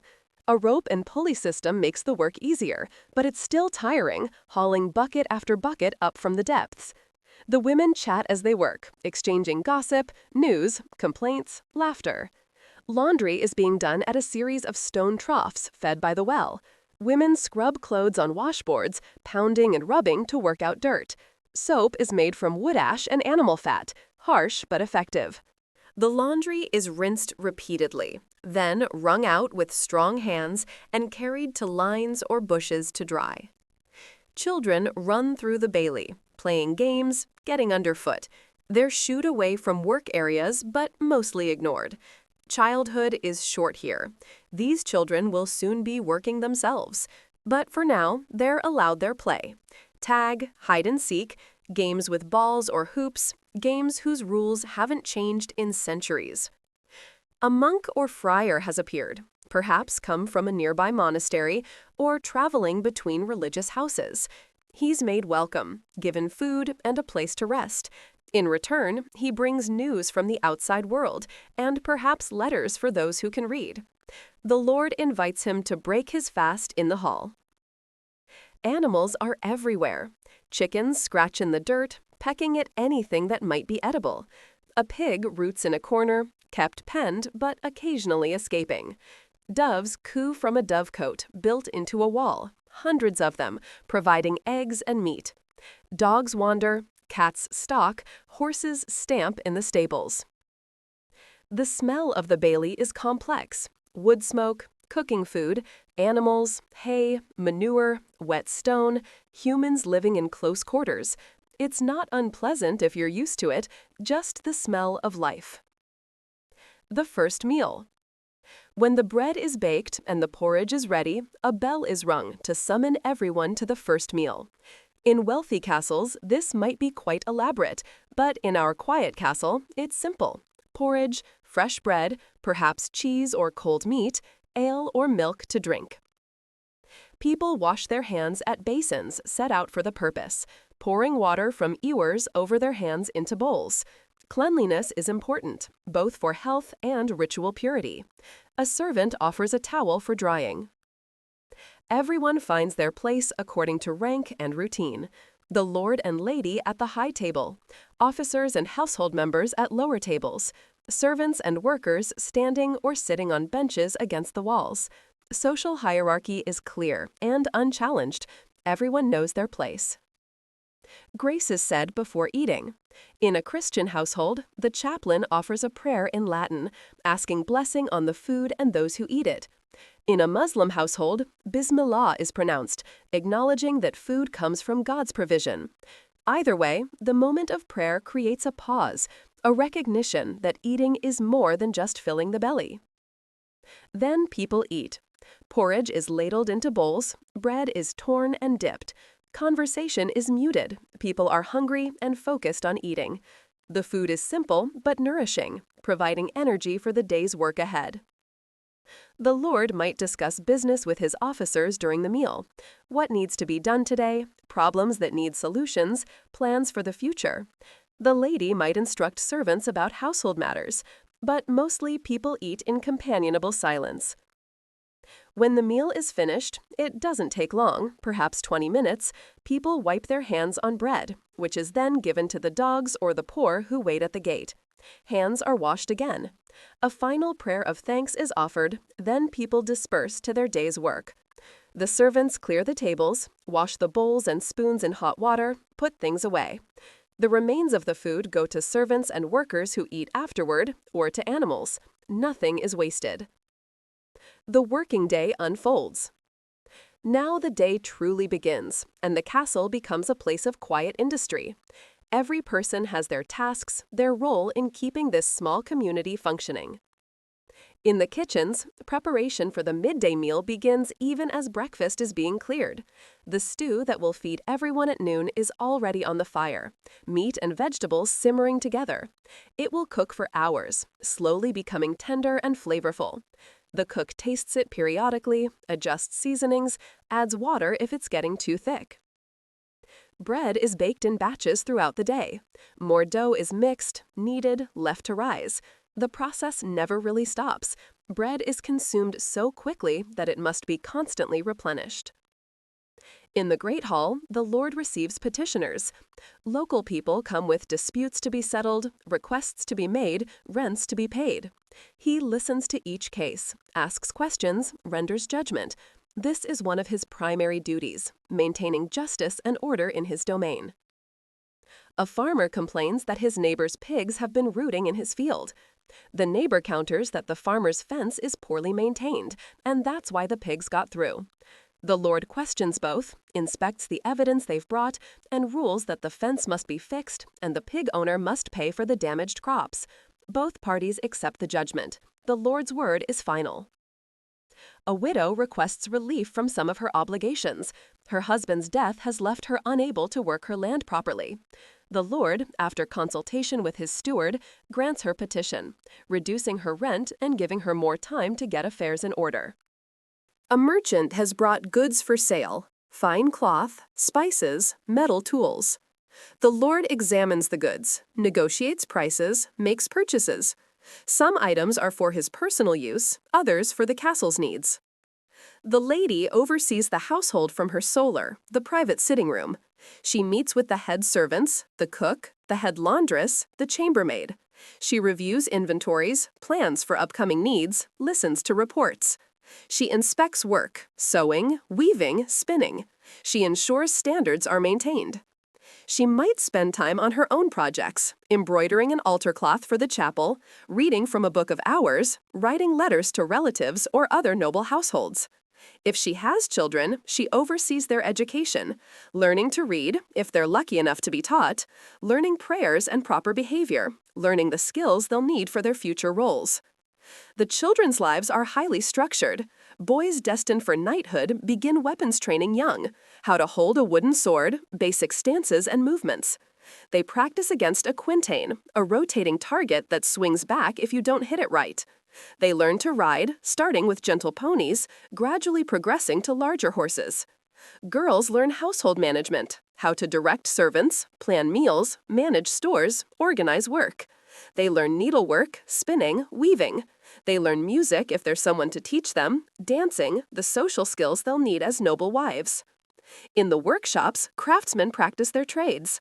The blacksmith continues making hinges, horseshoes, nails, whatever's needed. The carpenter works on the door, measuring carefully, cutting joints that fit precisely together without need for nails. The mason continues repointing, moving along the wall slowly and steadily. The gardener works in the kitchen garden, a small plot within the walls where herbs and vegetables grow. He weeds, waters from a barrel, checks plants for diseases or pests. He knows each plant's needs, Rosemary likes it dry, parsley needs more water, basil is tender and must be protected from late frosts. The huntsman has gone out with dogs to check traps and snares set yesterday. He returns with several rabbits and a fox. The rabbits will be eaten, the fox's fur will be used. He skins them expertly, a task done so often it's automatic, then delivers the meat to the kitchen. Midday prayer and rest. As the sun reaches its zenith, the day's rhythm pauses. The bell rings for sext, the midday prayer. Those who can leave their work make their way to the chapel. It's a brief service, just a few psalms and prayers, but it provides a moment of rest and reflection. The chapel is warmer now, sunlight streaming through the colored glass window, creating jewel-like patterns on the floor. People kneel, pray, stand. Their voices blend in response to the chaplain's chanting, creating a communal sound, a shared devotion. After prayers, the midday meal. This is the main meal of the day, more substantial than breakfast. The tables in the great hall are set up again. People gather, grace is said. Today's meal is the stew that's been cooking all morning, rich and thick, served with fresh bread. There's cheese, perhaps some fruit if it's the season for it, and ale to drink. Simple food but satisfying. People eat with better appetite now, the morning's work having built up hunger. Conversation is livelier than at breakfast. Stories are told, jokes shared, laughter heard. This is social time as well as eating time. After eating comes a period of rest. The afternoon is traditionally a time for quiet activities, or even sleep, especially in hot weather. The body needs to digest, energy needs to be restored. Some people nap, finding a sunny spot in the courtyard or a bench in the hall. Others pursue quiet tasks, mending clothes, carving wood, playing quiet games like chess or dice. Children are given lessons in the afternoon when they're too restless to sleep. A clerk or the chaplain teaches them letters, simple arithmetic, prayers. They practice writing on wax tablets with styluses, copying texts, learning the basics of literacy but few possess. The afternoon's labor. As the afternoon progresses, the angle of the sun changes, shadows shift, the quality of light softens. There's a different feel to afternoon work, knowing the day is past its peak, moving toward evening. In the kitchens, preparation for supper begins. It will be simpler than the midday meal, perhaps yesterday's stew reheated, bread, cheese. In Lent or on fast days, no meat, just vegetables, grain, fish if available. The cook supervises the baking of tomorrow's bread. The dough prepared this morning is ready, risen and puffy. It's shaped into loaves, scored, loaded into the oven. The oven has been reheated, the process repeated from this morning. Outdoors, agricultural work continues in fields outside the castle walls. These fields are worked by local farmers, providing the grain and vegetables that feed the castle. Castle inhabitants might help during harvest or other critical times, but mostly the field work is done by others. Still, some food production happens within the walls. The garden is tended, animals are fed and cared for, milk is processed into butter and cheese. The dairymaid works in a cool, shaded room, churning butter with steady, rhythmic movements. The churn thumps as she works the dasher up and down, until the butter separates from the buttermilk. The butter is washed in cold water, worked to remove excess moisture, salted for preservation. It's formed into rounds or packed into crocks. The buttermilk, still nutritious and tasty, is saved for drinking or cooking. Cheese-making is more complex, requiring rennet to curdle the milk, patient waiting as the curds form, cutting and draining the curds, pressing them into molds. Hard cheeses require months of aging, developing flavor and firmness. Soft cheeses can be eaten after just a few days. The brewer is making ale, a process that takes several days from start to finish. Today, she's at the stage of adding hops to the boiling wort, the liquid extracted from malted grain. The hops add bitterness to balance the sweetness and act as a preservative. The smell is distinctive, malty, and slightly bitter, filling her workspace. After boiling, the wort will cool, then yeast is added to start fermentation. Over the next few days, the yeast will convert sugars to alcohol, creating ale. It's a staple drink, safer than water because the brewing process kills harmful organisms, and more nutritious than water alone. Afternoon prayers. The bell rings for none, the mid-afternoon prayer. Again, work pauses, people make their way to the chapel. The routine is familiar, comforting in its repetition. The same prayers, the same responses, day after day. In Muslim castles, Asr prayer is called in the mid-afternoon. The call echoes across the bailey, and faithful respond, stopping their work, performing ablutions, lining up for prayer. The ritual movements are performed in unison, a powerful display of shared faith. These prayer times structure the day, dividing it into manageable portions. They provide rest and perspective, reminding people that work, while important, isn't everything. There's a spiritual dimension to life that must be acknowledged and nurtured. After prayers, work continues, but with diminishing intensity as evening approaches. People are tired from the day's labor. Tasks begun in the morning are completed or left for tomorrow. The pace slows, becomes more deliberate. Evening approaches. As the sun lowers toward the horizon, the quality of light changes. Everything takes on a golden glow. Shadows lengthen dramatically. There's a particular beauty to this time of day, a sense of completion. The huntsman returns with the day's catch, several rabbits, a brace of ducks. He delivers them to the kitchen, where they'll be prepared for tomorrow's meals. The pelts and feathers are saved, useful for many purposes. Livestock are brought in from pasture. Cows plod through the gate, heading for the barn and their evening milking. Sheep bleat as they're herded into pens. Chickens are shooed into their coops, counted to make sure none are missing. Foxes and hawks are constant threats. The grooms bring horses in from the paddock, settle them in their stalls with hay and water. They're checked once more for injuries. Hooves are picked clean of stones and mud. The horses, tired from the day's activity, are content to rest. The evening milking begins. The dairymaid and her helpers sit on three-legged stools, heads pressed against warm cow flanks, hands moving in the familiar rhythm. Milk streams into wooden pails with a foamy sound. Some cows are cooperative, others fidgety, but all eventually yield their milk. In the great hall, preparations for supper begin. Tables are set up, benches arranged. The fire is built up, providing light as well as warmth. Candles and rushlights are lit, their small flames pushing back the growing darkness. The watch changes on the walls. Day guards are relieved, night guards take their places. The day guards are tired, looking forward to a meal and sleep. The night guards are fresh, beginning their vigil. They'll pace the walls through the night, watching, listening, protecting. Supper and evening activities. The bell rings for Vespers, the sunset prayer. This is one of the more elaborate services, marking the end of the working day. People gather in the chapel, more than at other times, freed from their labor. The chaplain chants the psalms, his voice rich and measured.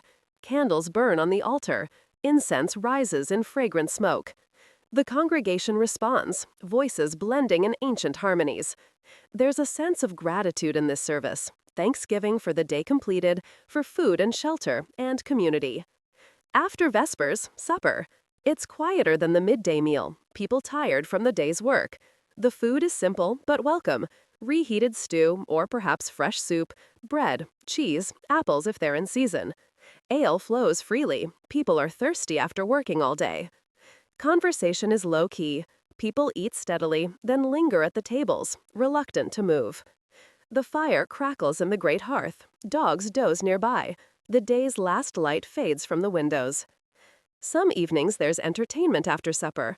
A traveling minstrel might sing songs of distant lands and ancient heroes. His voice is high and clear, accompanying himself on a lute or harp. The songs tell of love and war, of tragedy and triumph, of worlds beyond these stone walls. Or perhaps someone tells stories, folktales, legends, recountings of recent events. The storyteller has a gift for drama, varying his voice, using gestures, pulling listeners into the narrative. Time seems to stop, as everyone is caught up in the tale. Occasionally there's dancing, simple round dances that everyone knows. People link hands and move in circles, stepping in time to music. It's not elaborate or refined, just communal movement, people enjoying each other's company. But often there's no formal entertainment, just quiet conversation. People discuss the day's events, make plans for tomorrow, share news and gossip. The lord might play chess with a guest or officer, moving pieces on a board, contemplating strategy. The lady and her women might sew by candlelight, working on some project, talking among themselves. Their needles flash in the firelight, thread pulling through fabric with tiny whispers. Children, if they're still awake, play quiet games or listen to adult conversation, absorbing knowledge and social patterns. But mostly they're sleepy, curled up near the fire or against a parent, fighting to keep their eyes open. The castle settles for night. As the evening wears on, people gradually drift to bed. The hall slowly empties, just a few remaining by the fire, reluctant to leave its warmth for cold sleeping quarters. But eventually even they rise, bank the fire, and make their way to bed. The night watch walks the walls, muffled against the cold. Their breath is visible in the chill air. They peer out into the darkness, seeing nothing but feeling vulnerable nonetheless. Night is when dangers come, when vision is limited, when imagination supplies threats that may or may not exist. But night after night, nothing happens. The watch walks, sees nothing, reports nothing. It's monotonous but necessary. Vigilance must be maintained, even when, especially when, it seems unnecessary. In the sleeping quarters, people settle in. Chamber pots are used. No one wants to venture into the dark, cold night to the privy. Clothes are removed, hung up, or folded. Bodies slip under blankets, seeking warmth. Prayers are said, private devotions. Compline, the night prayer, or Isha, if Muslim. Brief entreaties for protection through the night, for the souls of the dead, for loved ones far away. Then the extinguishing of candles, one by one, darkness reclaiming the rooms. Outside, the moon rises, full or partial, casting silver light. Clouds might scud across the sky, or stars shine with impossible brightness. An owl calls, hunting. Small creatures rustle in the underbrush beyond the walls. The wind whispers around stones. Inside, all is quiet. The sound of breathing, dozens of people sleeping. The occasional snore, quickly stifled. A child whimpering in sleep, comforted by a parent's touch. The castle creaks and groans, timbers settling, stones cooling, the living structure adjusting to night. The fires die down, but don't go out entirely. Coals glow red in the darkness, providing minimal warmth, ready to be revived in the morning. The castle sleeps, but remains alive, ready to wake again with the dawn. And so the day ends, as countless days have ended before, as countless more will end after. The rhythm of castle life, unchanging and eternal, a cycle of work and rest, prayer and sustenance, community and solitude, repeating endlessly through the seasons and years. The deeper mysteries of castle life. Let us delve even further into the quiet mysteries of this castle, exploring aspects of life we have only touched upon, spending more time in each season, understanding the subtle variations that make each day unique, even within the eternal repetition. The art of food and cooking. The castle kitchen is more than just a place where food is prepared. It is the heart of sustenance, where raw ingredients are transformed through fire and skill into the nourishment that keeps everyone alive.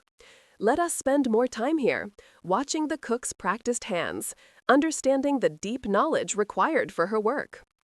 Every cook worthy of the name knows her ingredients intimately. She knows that wheat flour makes lighter bread than rye, but is more expensive. That barley makes a hearty porridge, but can be bitter if not prepared right. That oats are cheap and filling, but some consider them fit only for horses, though in lean times, everyone is grateful for them. She knows which cuts of meat are tender and which require long, slow cooking to become palatable. The baron's roast comes from the loin, tender and quick cooking. The servant's stew uses tougher cuts from the shoulder or leg, made tender through hours of simmering with vegetables and herbs. Nothing is wasted. Even bones are boiled for broth, the marrow extracted and spread on bread. She understands spices in ways that seem almost magical. A pinch of pepper transforms bland porridge. Saffron, precious as gold, turns rice or bread a sunny yellow and adds a mysterious earthy flavor. Cinnamon and cloves, imported from impossibly distant lands, make ordinary apples into a feast. But spices are expensive, locked away, measured carefully. Salt is essential, used in almost every dish, not just for flavor, but for preservation. The castle consumes enormous quantities in cooking, in preserving meat, in making cheese. The salt cellar on the high table is often the most valuable object in the hall, made of silver, ornately decorated.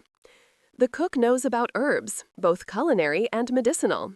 Parsley, sage, rosemary, and thyme grow in the kitchen garden. Each has its uses. Parsley freshens breath and aids digestion. Sage is good for sore throats. Rosemary improves memory and adds flavor to roasted meat. Thyme helps with coughs and makes wonderful tea. She knows the calendar of foods. Spring brings fresh greens after winter's monotony. Young vegetables, newborn animals providing tender meat. Summer offers abundance, fruits, vegetables, dairy products. Autumn is harvest time, grains and root vegetables, animals fattened for slaughter. Winter means preserved foods, carefully rationed to last until spring. Cooking methods vary by season too. In summer, cold foods are preferred, salads, cheeses, fruits, foods that don't require standing over a hot fire. In winter, hot stews and soups, roasted meats, baked dishes, anything that warms body and soul. The cook has learned from her mother, who learned from her mother, knowledge passed down through generations. Some recipes are written down in precious books, but most exist only in memory and practice. A pinch of this, a handful of that. Cook until it looks right, smells right, tastes right. She teaches her assistants, mostly young women, though some men work in kitchens too. She shows them how to pluck a chicken without tearing the skin, how to gut a fish with one quick movement, how to tell when bread is done by tapping its bottom and listening to the sound it makes. She is respected, even feared a little.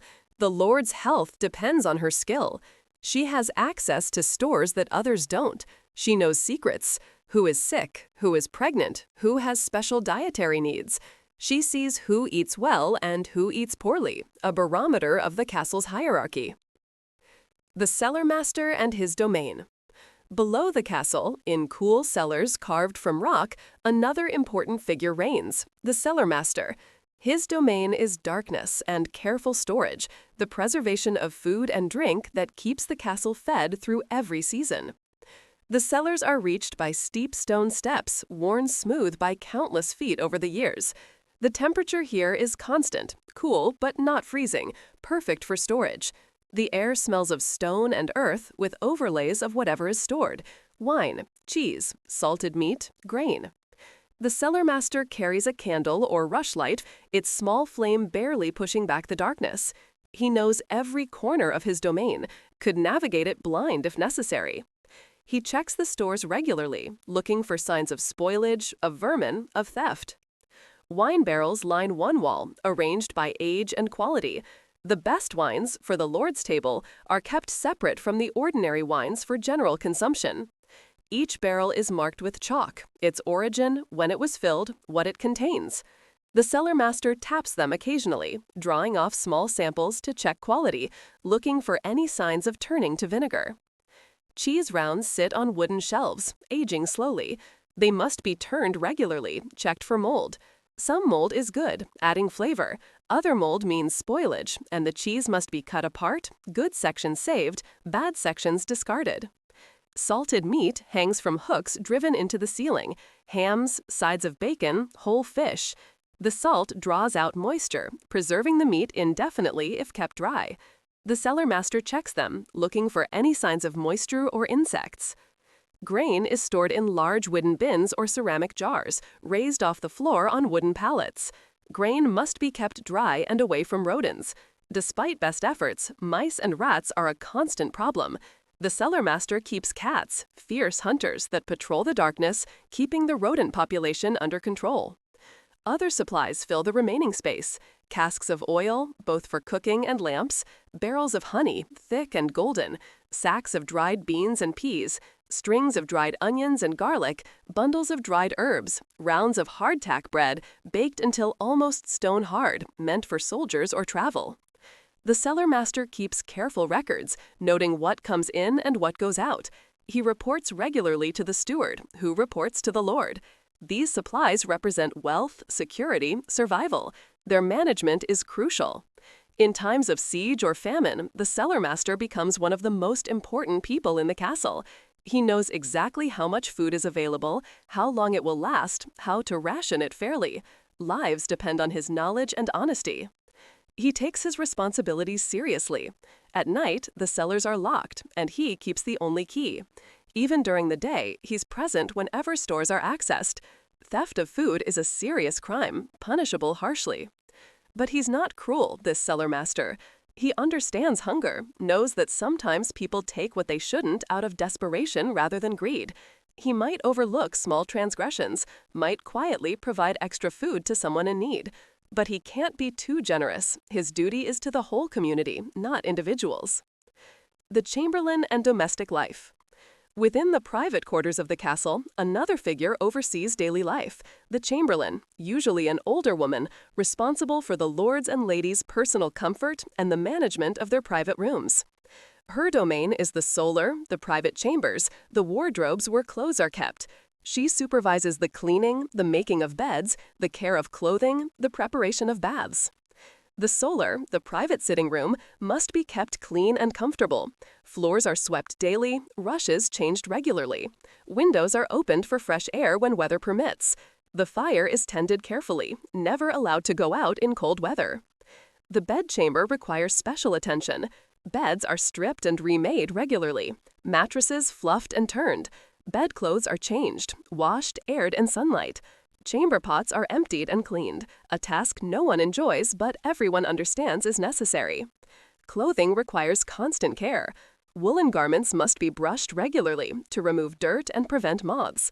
Linen underclothes need frequent washing. Fur trimmings must be checked for insects. Silk, if the household is wealthy enough to have any, requires delicate handling. Repairs are constant. Hems coming down, seams splitting, buttons loose.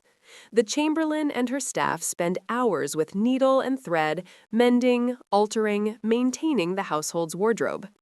New clothes are made only occasionally. Most garments are worn until they literally fall apart, then repurposed into rags. Baths are a major undertaking. A wooden tub must be brought to the chamber, filled bucket by bucket with hot water carried up from the kitchen. Herbs are added to the water, lavender for its scent, rosemary for its cleansing properties. Soap is provided, towels laid ready. Bathing is not done often by modern standards, perhaps once a month for most people, more frequently in summer, less in winter. But when it happens, it's a luxurious experience. The bather soaks in the hot water, feeling dirt and tension wash away.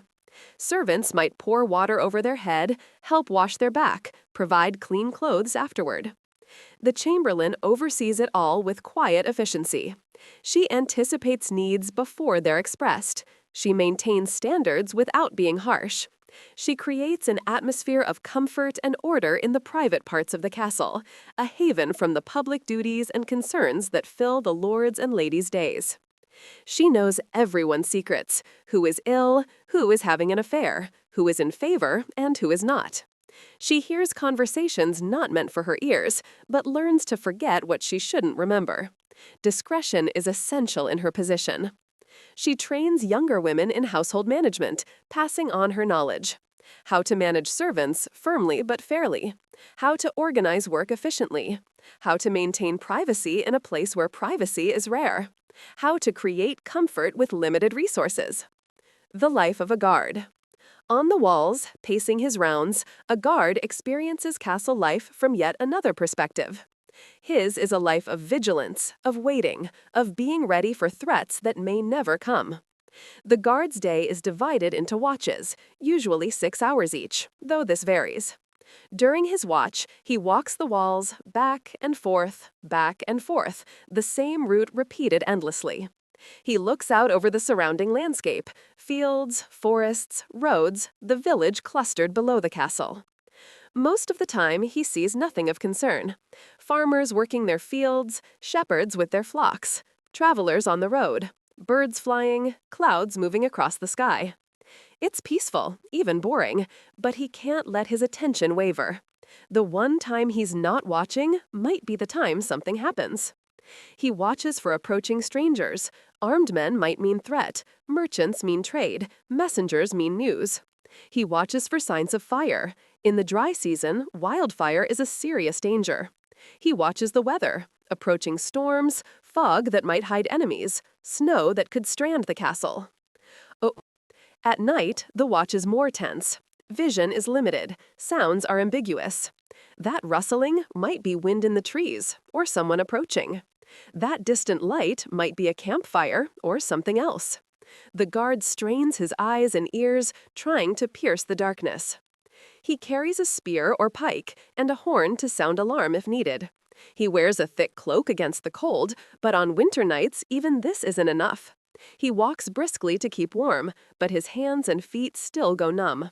He looks forward to the end of his watch, to the fire and warmth inside. But there's satisfaction in his duty too. He's protecting everyone sleeping safe below. His vigilance lets others rest without fear. It's important work, even if nothing ever happens. Especially if nothing ever happens, that's success. That's the watch doing its job. He thinks as he walks, sometimes talking to himself for company. He remembers his childhood, growing up in the village, learning to use weapons, joining the castle guard.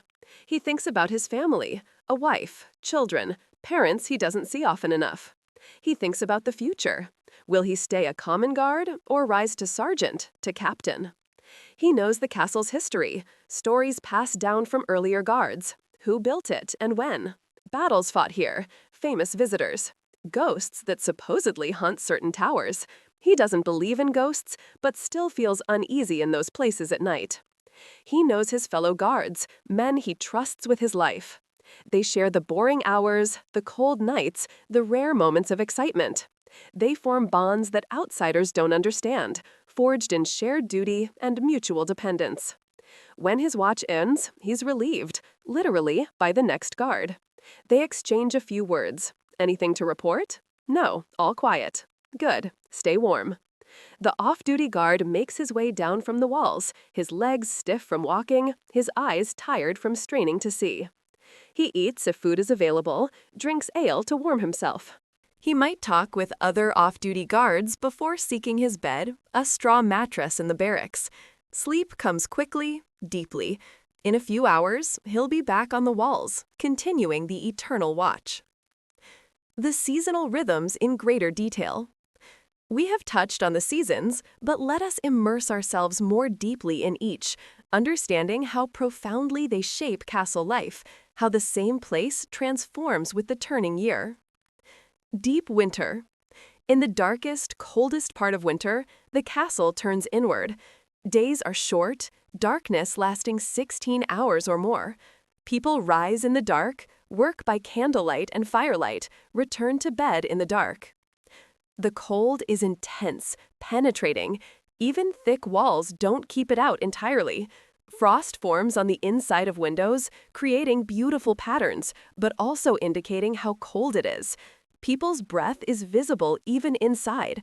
Water in buckets forms ice overnight. Everyone wears multiple layers: linen undergarments, wool tunics, heavier wool overgowns, cloaks, hoods, gloves, heavy stockings, boots. Even indoors, people stay wrapped up. They huddle near fires, seeking any warmth. Work continues, but is adapted. Outdoor work is limited to necessity: feeding animals, fetching water, clearing snow. Most work happens indoors: spinning, weaving, tool repair, crafts.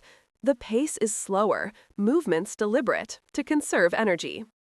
Food is monotonous: grain porridge, preserved meat, root vegetables, bread. Fresh food is a distant memory. Everyone loses weight over winter, living on stored fat. Spring seems impossibly far away. But there's beauty too. Snow creates a pristine landscape, softening harsh lines, muffling sounds. Icicles hang like crystal decorations. The stars seem brighter in the cold air. The rare sunny winter day is glorious, diamond bright. And there's coziness inside. People gather together for warmth and company. Stories are told, songs sung. Relationships deepen when there's time to talk, to really know each other. Winter, for all its hardships, also brings people together. But there's beauty too. Snow creates a pristine landscape, softening harsh lines, muffling sounds.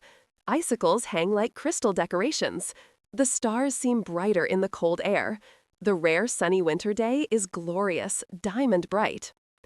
And there's coziness inside. People gather together for warmth and company. Stories are told, songs sung. Relationships deepen when there's time to talk, to really know each other. Winter, for all its hardships, also brings people together. Early spring. The first signs of spring are subtle but deeply significant. Days grow longer, almost imperceptibly at first, then noticeably. The sun's angle changes, its light becoming stronger, warmer.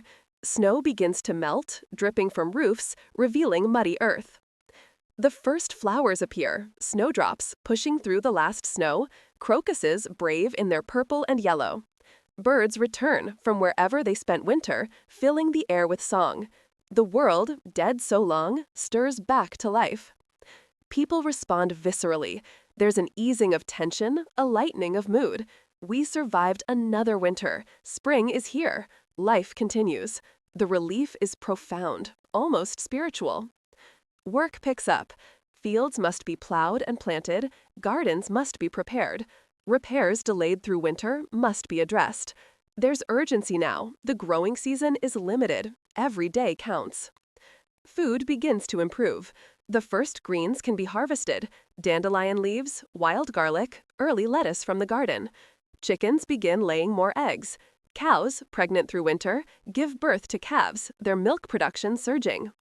The diet is still limited, but includes more variety. Porridge can be made with fresh herbs. Cheese is fresh rather than aged. The occasional egg is a treat. There's still hunger, winter stores are depleted, new harvest months away, but the trajectory is upward. Late spring. As spring progresses, the world explodes with life. Everything is green, growing, vital. Trees leaf out, flowers bloom everywhere. The garden becomes productive. Lettuce, radishes, herbs, crafts. Farmers' fields show rows of young plants, orderly and promising. Baby animals are everywhere. Lambs, calves, foals, chicks, kittens, puppies. They're adorable, but also represent future food, leather, wool, work. They must be protected, fed, taught. The air smells incredible. Flowers, growing things, rain on warm earth.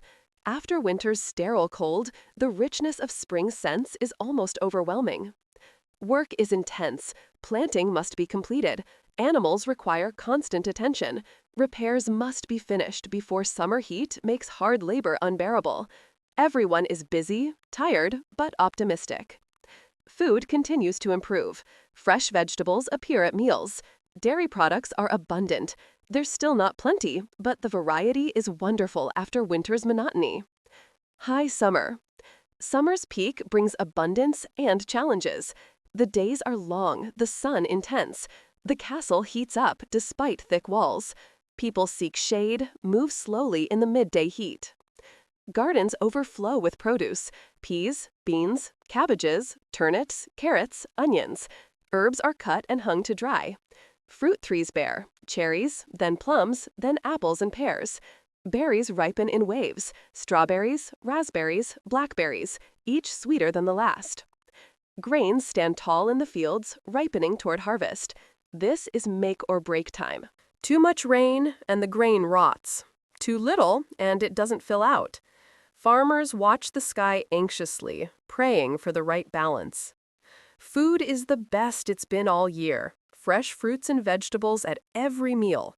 Dairy products in abundance. Fish caught from streams. Even meat, though animals are more valuable alive than dead, isn't saved exclusively for winter. But there's also concern. All this abundance must be preserved. Vegetables must be pickled or dried. Fruit must be made into preserves. Cheese must be produced in quantity. Nothing can be wasted. Winter will come again. Work is relentless. The heat makes it harder.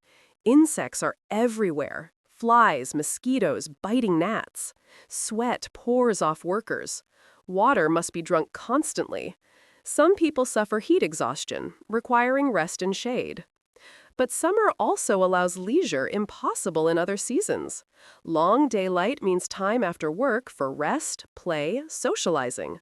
People linger outside in the evening, enjoying warmth that will be missed come winter. Late summer and early autumn. As summer wanes, the quality of light changes. It's still warm, but not oppressive. Days remain long, but are noticeably shortening. There's a hint of coolness in the morning and evening air. This is harvest time, the most critical period of the year.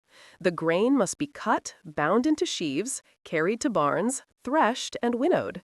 It's exhausting work, dawn to dusk, every able body helping. But the grain must be gathered before weather turns. Rain can ruin a harvest.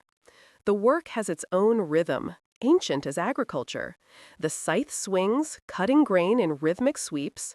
Binders follow, tying sheaves. Cart drivers load and transport. Everyone has a role, working together toward the common goal. When the last sheaf is brought in, there's celebration. The harvest home, thanking God or the gods for abundance, acknowledging the workers' efforts. Food and drink, dancing, rest. A brief pause before the cycle begins again. Fruit harvest follows grain. Apples and pears must be picked, sorted, stored. Some will be eaten fresh, some made into cider or perry, some dried for winter. Vegetables too. Cabbages pulled, turnips dug, onions harvested. The castle fills with the year's bounty. Stores are replenished. There's satisfaction in seeing shelves and bins full, knowing winter's needs are met. The year's gamble has paid off. Late autumn. As autumn deepens, preparation intensifies. Winter is coming. Everyone knows it, feels it in the cooling air, sees it in the shortening days. Everything possible must be done before cold and snow make work difficult or impossible. Animals are butchered, the meat processed. It's grim work but necessary. Blood flows, animals cry, death is present. But so is life. This meat will feed people through winter. Nothing is wasted. Meat, organs, blood, hide, bones, all have uses. Wood is the other obsession. Cutting, splitting, stacking firewood occupies every spare moment. The wood piles grow, insurance against cold. A household can have too much grain, but never too much firewood. Buildings are checked, repairs made. Roofs must be sound, walls sealed, shutters repaired. Once winter settles in, such work becomes difficult. Everything must be ready. The landscape changes. Leaves fall, revealing bare branches. The grass turns brown, dies back. Frost becomes regular, killing tender plants, signaling the growing season's end. Migratory birds depart, their calls fading into distance. There's melancholy in autumn, a sense of ending, of death preparing winter's sleep. But also satisfaction in work completed, preparation made, the cycle fulfilled. And underneath, the certainty that spring will come again, that death is always followed by rebirth. The rhythm of years. Individual days, seasons, and years blur together, yet each is unique. The guard who walks the walls tonight walked them yesterday and will walk them tomorrow, but each night is different. The cook who bakes bread today baked it yesterday and will bake it tomorrow, but each loaf is unique. Children grow, become adults, have children of their own. The Lord ages, dies, is succeeded by his son. Servants come and go. Buildings decay and are repaired. Yet the castle continues, its rhythms maintained, its purposes fulfilled.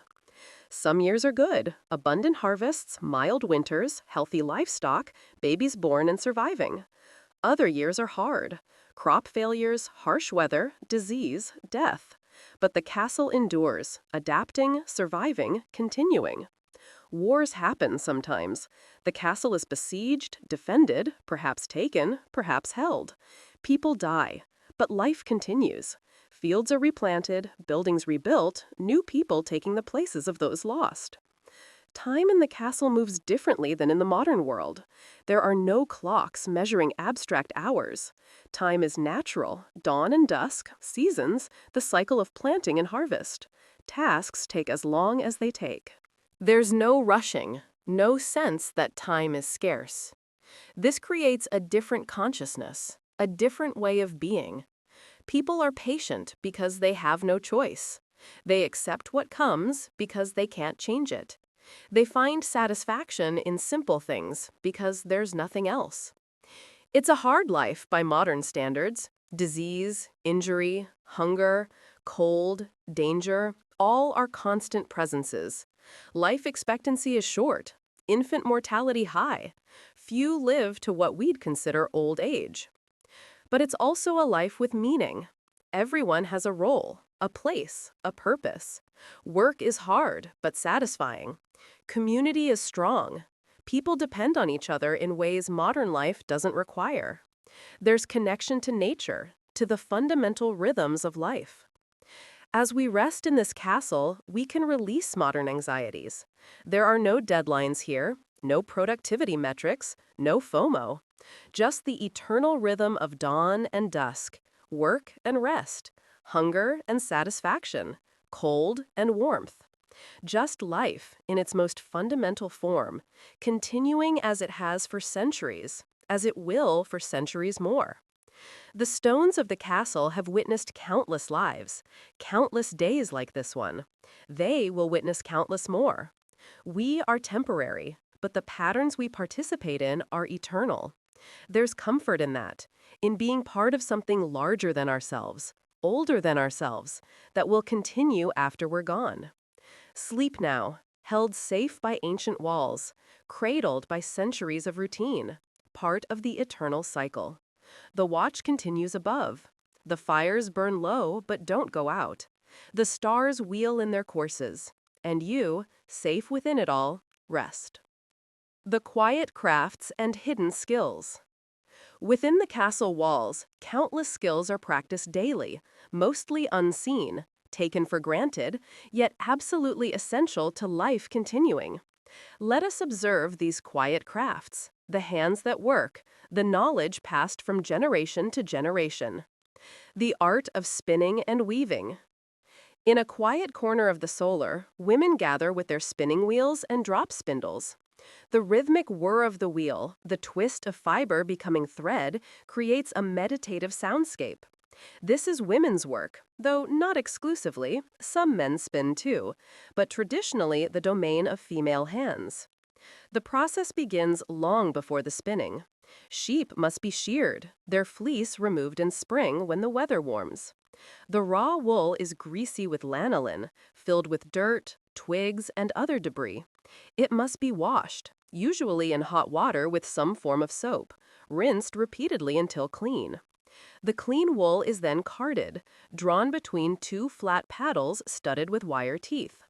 The carding aligns the fibers, removes any remaining debris, and creates a soft, fluffy mass ready for spinning. It's repetitive work, requiring patience and some strength. Arms tire from the constant motion. Spinning transforms the carded wool into yarn. The spinner feeds wool onto the wheel or spindle, which twists it into thread. The thickness depends on how much fiber is fed and how much twist is applied. Fine thread requires skill. Thick yarn is easier but less versatile. The spinning wheel, if the household has one, makes the work faster, but still requires hours upon hours to produce enough yarn for even one garment. The drop spindle is older technology, slower, but works just as well in skilled hands, and is portable, allowing women to spin while walking, watching children, tending animals. As the women work, they talk. This is social time as well as productive time. They share news, gossip, concerns. They teach younger women the craft, guiding inexperienced hands, correcting mistakes patiently. They sing songs with rhythms that match the spinning, old songs whose words have been worn smooth by countless repetitions. Once spun, the yarn might be dyed. Natural dyes come from many sources: madder root for red, woad for blue, onion skins for yellow, oak galls for black. Dyeing is tricky, requiring mordants to fix the color, careful temperature control, the right proportions. The dyer, usually an experienced woman, guards her recipes jealously. The dyed yarn is then ready for weaving. The loom dominates a room, a large wooden frame with countless threads stretched taut. The warp threads run lengthwise. The weft threads are woven through them, over and under, creating cloth. The weaver sits at her loom for hours, passing the shuttle back and forth, back and forth. It's hypnotic work, requiring attention, but allowing the mind to wander. A piece of cloth might take days or weeks to weave, depending on its size and complexity. Simple tabby weave, the most basic pattern, produces sturdy cloth for everyday use. More complex patterns, twills, herringbone, even brocades if the weaver is skilled enough, create more interesting fabrics but require much more time and concentration. The finished cloth is then fulled, washed and beaten to shrink and thicken it, making it denser and warmer. This might be done by trampling it in a trough of water, or beating it with wooden paddles, or using a water-powered fulling mill if one is nearby. Finally, the cloth is ready to be cut and sewn into garments, blankets, towels, altar cloths, whatever is needed. A sheep's fleece, transformed through dozens of hours of skilled labor, becomes the clothing that keeps everyone warm. The cooper's barrel making. In a workshop filled with the smell of fresh wood and the sound of hammering, the cooper crafts barrels. These essential containers hold everything: wine, ale, grain, salted meat, pickled vegetables, water, oil. The castle needs dozens, hundreds of barrels, and the cooper keeps busy maintaining old ones and making new. Coopering is a skilled trade, requiring years of apprenticeship. A barrel must be watertight yet breathable, strong enough to hold liquid under pressure, light enough to be moved when full. The cooper must understand wood, which species work best, how to cut staves, how to shape them so they fit perfectly together. He selects his wood carefully, usually oak for its strength and tight grain. The wood must be seasoned, dried for months or years to remove moisture and prevent warping. Green wood would shrink as it dried, and the barrel would leak.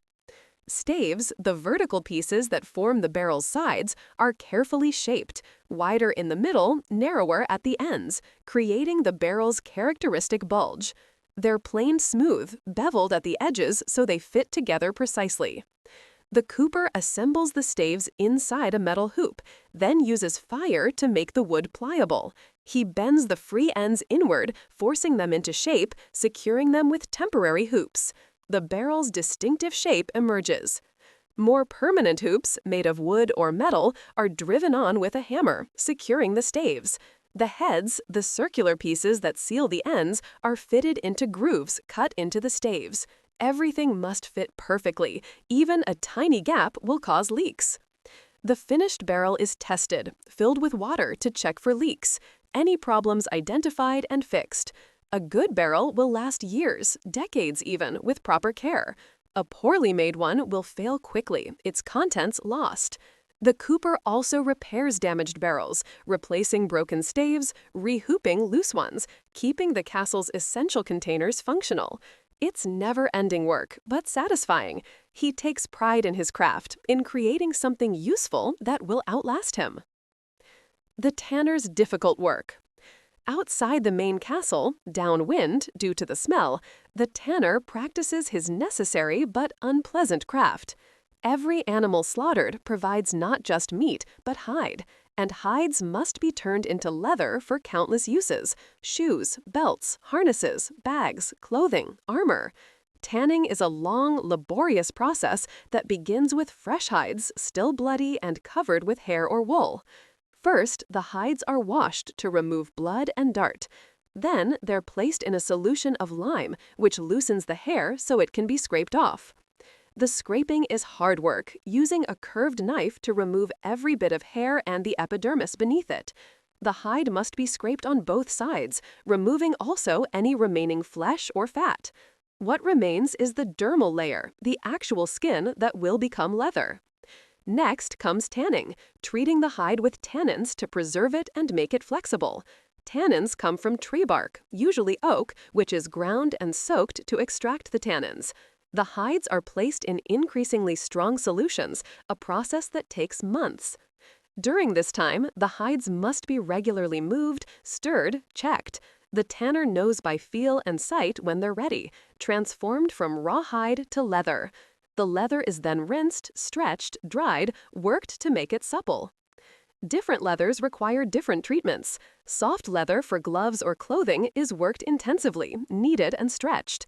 Stiff leather for shoes or saddles is less worked. Leather for armor might be boiled, making it hard. The smell of the tannery is powerful. Animal decay, lime, tannin, all mixing into an odor that's hard to describe but impossible to ignore. Tanners are respected for their skill, but somewhat isolated due to their trade smell and association with dead things. But leather is essential. Shoes wear out and must be replaced. Harnesses break, bags tear. The tanner's work, unpleasant as it is, keeps everyone shod, goods transported, horses controlled. Without him, life would be much harder. The chandler's light. Candles and rushlights provide the castle's artificial illumination, feeble by modern standards, but precious in a dark world. The chandler, maker of candles, practices a craft that seems simple but requires skill and patience. Tallow candles, the most common, are made from rendered animal fat. After butchering, all fat is carefully saved, melted down, strained to remove impurities. The simplest method is soft and smelly, but burns, providing light. The simplest method is dipping. A wick, usually twisted linen or cotton, is repeatedly dipped in melted tallow. Allowed to cool slightly, dipped again. Each dip adds a thin layer. After dozens of dips, a candle of usable thickness forms. It's tedious, but requires little equipment. Molded candles are faster. Melted tallow is poured into molds with wicks already positioned. When cool, the candles are removed, ready to use. But molds are expensive, so most candles are dipped. Beeswax candles are superior, brighter, cleaner burning, pleasantly scented. But beeswax is expensive, reserved for the chapel and the Lord's chambers. The common folk make do with tallow. Rush lights are cheaper still. Rushes gathered from wetlands, dried, soaked in tallow or grease. They burn quickly, giving dim light, but are better than nothing. The poorest households use them exclusively. The chandler also makes torches. Wooden staves wrapped with cloth, soaked in pitch or tallow. Torches give more light than candles, but burn much faster and are smoky. They're used outdoors, in corridors, any place where smoke doesn't matter. Making candles is usually women's work, done periodically in large batches. The tallow is melted in a large pot over a fire. The dipping done assembly line fashion. It's hot, smelly work, but necessary. When finished, the candles are stored in a dry place, ready to be distributed as needed. In winter, when darkness lasts so long, the castle's candle consumption is enormous. Candles must be rationed, used sparingly, extinguished when not needed. Light is expensive, not to be wasted. The potter's clay. Though many vessels are made of wood or metal, pottery plays an important role. Jars for storage, bowls for eating, jugs for liquids, lamps for oil. The potter, if there is one locally, supplies these essential items. Pottery begins with clay, dug from suitable deposits. Not all clay works. The potter knows where to find good clay with the right consistency and mineral content. The clay is cleaned, water added, kneaded until it reaches the right consistency, smooth and plastic. For simple vessels, the potter might hand build, rolling clay into coils and stacking them, smoothing the joints. For more uniform pieces, he uses a wheel, a horizontal disc that spins while he shapes the clay. Throwing a pot looks easy but requires skill. The centered lump of clay, spinning rapidly, is pushed and pulled into shape. Walls are thinned, pulled upward, shaped into curves. The potter's hands are always wet, always moving, responding to the clay's resistance. The thrown pot is set aside to dry slowly, covered with damp cloth to prevent cracking. When leather hard, it can be trimmed, handles added, decorated. Some potters inscribe patterns, others apply colored slips. When fully dry, the pots are fired in a kiln, raised to high temperatures that transform the clay chemically, making it hard and waterproof. The kiln is carefully loaded, the fire built gradually to prevent thermal shock, maintained for hours or days depending on the size of the load. Opening the kiln after firing is always a tense moment. Did everything survive? Some pots crack in firing, losses the potter must absorb. But mostly, the pots emerge transformed, ringing with a clear note when tapped, ready for use. Glazing adds another step, a glass-like coating that makes pottery fully waterproof and easier to clean. Glazes require additional materials, usually contain lead, and require a second firing. They're worth the effort for better quality vessels. The finished pottery is sold or traded, making its way to the castle and other households. Pots break regularly, dropped, cracked by heat or cold, chipped through use, so there's always demand for more. The smith's many crafts. We have visited the blacksmith at his forge, but let us spend more time understanding his work, the many skills involved in working metal. The smith must be part artist, part engineer, part chemist. He understands metal, how iron behaves differently than steel, how temperature affects workability, how to join pieces, how to harden or temper. Heating metal is both science and art. Too cool and it won't move, too hot and it burns, becoming brittle. The smith judges temperature by color, dull red, cherry red, orange, yellow, each indicating a different temperature, suitable for different operations. Hammering shapes the metal, different hammers for different purposes. Heavy sledges for drawing out metal, lighter hammers for detail work, forming hammers with curved faces for shaping. The smith uses the anvil's different surfaces, the flat face for most work, the horn for curves, the hardy hole for cutting. Tools must be forged, plowshares for turning soil, hoes for chopping weeds, sickles for reaping grain, axes for cutting wood. Each has a specific shape, a specific purpose. The smith makes them all, repairing them when they break, sharpening them when they dull. Hardware for buildings, hinges, latches, locks, nails, brackets, whatever is needed. Much of the smith's work is mundane but essential, creating the metal pieces that hold everything together. Weapons and armor, if he's skilled enough, swords, spearheads, arrowheads, helmets, mail shirts. These require the highest skill, the best steel, the most careful work. A weapon must be strong yet flexible, sharp yet not brittle. Lives depend on the smith's skill. The smith also does repairs, broken tools, damaged hinges, cracked pots. He can weld pieces together, rivets things, adds patches. A good smith can fix almost anything metal. His forge is the heart of his work, a fire of charcoal, coal, or coke burning at temperatures high enough to melt iron. The bellows, worked by foot or by an apprentice, blasts air through the fire, raising the temperature even higher. The anvil, usually weighing 100 pounds or more, is the smith's workbench. Its distinctive ring as hammer strikes metal carries across the bailey, a sound everyone associates with the smith's work. The slack tub, a barrel of water, is used for quenching, plunging hot metal into water to cool it rapidly. This can harden steel but requires careful control. Quench it too hard and it becomes brittle, too soft and it won't hold an edge. Tempering follows hardening, reheating the hardened steel to a lower temperature, then cooling it more slowly. This removes some hardness but adds toughness, creating a tool or weapon that's both hard enough to stay sharp and tough enough not to break. The smith works with apprentices, teaching them the craft. They start with simple tasks, working the bellows, fetching materials, cleaning up. Gradually, they learn to forge simple items under supervision. After years, they become journeymen, competent smiths themselves. Some eventually become masters, taking their own apprentices. The smith's hands are scarred from burns, his arms strong from hammering, his lungs damaged from years of breathing smoke and metal particles. It's hard work, shortening life, but he takes pride in it. His work is everywhere, essential, respected. The herbalist's knowledge.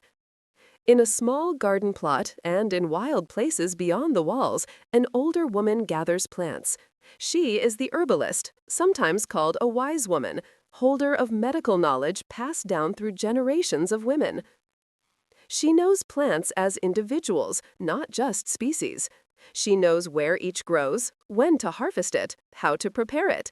She knows that willow bark relieves pain, that yarrow stops bleeding, that feverfew helps headaches, that chamomile calms nerves.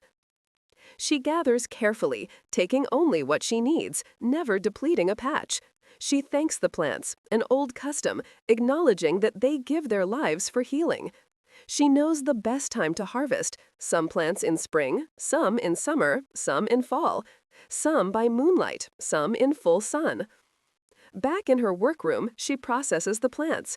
Some are dried, hung in bunches from the rafters until crisp. Some are made into tinctures, soaked in alcohol to extract their essences. Some are made into ointments, ground and mixed with fat. Some are prepared fresh, used immediately. She knows combinations, which herbs work well together, which enhance each other's effects. She knows dangers too, which plants are poisonous, which can cause harm if used incorrectly. Her knowledge can heal or harm, a responsibility she takes seriously. People come to her with their ailments. A child with a cough gets syrup of honey and horehound. A woman with difficult monthlies gets tea of lady's mantle. A man with an infected cut gets a poultice of comfrey and honey. An elderly person with aching joints gets an ointment of meadowsweet and beeswax. She can't cure everything. Some diseases are beyond her knowledge, beyond anyone's knowledge. People die despite her best efforts. But she helps more than she fails, easing pain, speeding healing, providing comfort even when cure isn't possible. She also assists with childbirth, a dangerous time for both mother and baby. She knows herbs that ease labor, techniques to turn a breech baby, how to deal with hemorrhage or retained placenta. Not all births go well, but her presence improves the odds. Some fear her, thinking her knowledge comes from dark sources, that she consorts with evil spirits. She ignores such talk, knowing her knowledge is natural, learned through observation and experience, passed from woman to woman for generations. She trains a successor, usually a younger relative, teaching her to recognize plants, to prepare medicines, to diagnose ailments. The knowledge must continue, each generation teaching the next, preserving understanding that could easily be lost. She charges little or nothing for her services, accepting payment in kind, a hen, some eggs, a measure of grain, whatever people can afford. She doesn't do it for profit, but because the knowledge demands use, because people need help, because it's her calling. In the castle, she is valued, consulted, treated with respect. The lady herself might seek her advice for a sick child or an ailing servant. The herbalist occupies a unique position, neither noble nor common, set apart by her knowledge. The scribe's rare skill. In a small room lit by the best windows the castle offers, a scribe bends over his work. Literacy is rare, possessed by clergy, some nobles, and a few others. The scribe, by virtue of being able to read and write, holds power and responsibility. His materials are precious. Parchment, made from stretched and scraped animal skins, is expensive. Each sheet represents the hide of a calf, sheep, or goat, carefully prepared. He uses it sparingly, fitting as much text as possible on each sheet, leaving minimal margins. His ink is made from oak galls, iron, and water, creating a brownish-black liquid that darkens with age. He prepares it himself, grinding the ingredients, mixing them to the right consistency. Too thick and it doesn't flow, too thin and it's too pale. His pen is a quill, a large feather from a goose or swan, carefully cut to create a split nib. He cuts a new nib regularly as it wears, a skill that requires practice. The angle of the cut, the length of the slit, the sharpness, all affect how the pen writes. He writes slowly, carefully, each letter formed precisely. There are no second chances. Errors must be scraped off with a knife, damaging the parchment. He plans each line before beginning, calculating how much space is needed. The text might be anything: a legal document recording a land transaction, a letter to another noble household, accounts of the castle's expenses and income, a copy of a religious text. Each requires the same careful attention. For important documents, he adds decoration: illuminated initial letters, borders, illustrations. These take enormous time, requiring different colors of ink or paint, gold leaf for the most precious documents. A single page might take days. He also reads aloud for those who can't read themselves, which is almost everyone. He reads letters that arrive, religious texts in the chapel, legal documents that need to be understood. His voice gives life to the silent marks on parchment. The scribe keeps the castle's records, noting births, deaths, marriages, transactions, everything that needs documenting. These records might be the only proof of events, essential for resolving disputes, establishing rights, maintaining continuity. His eyesight suffers from years of close work in dim light. His hand cramps from holding the pen. His back aches from hunching over his desk. But he continues, knowing his work is important, preserving knowledge that would otherwise be lost. He might train a replacement, teaching someone younger to read and write, passing on the skill. It's slow teaching, years of practice to achieve competence. Many start, but few finish, the work too tedious, the skill too difficult. In a world where most knowledge is oral, where memory is the primary storage medium, the scribe provides permanence. His written words outlast spoken ones, surviving decades, centuries, connecting past to future in ways nothing else can. The eternal present of castle life. As we conclude our deep journey into castle life, we understand that we've explored not just a place, but a way of being, a consciousness different from our modern one. The castle exists in an eternal present, where each day is both unique and essentially the same as every other day. There is no progress here in the modern sense, no improvement, no innovation for its own sake. Things are done as they've always been done, because that's what works, what's known, what's safe. Change happens slowly, reluctantly, only when absolutely necessary. This creates a stable world, predictable, secure in its own way. Everyone knows their place, their role, their duties. There's comfort in that certainty, even if it comes at the cost of freedom and opportunity as we understand them. The castle teaches patience. Nothing happens quickly. Bread takes hours to rise and bake. Cloth takes weeks to weave. Buildings take years to construct.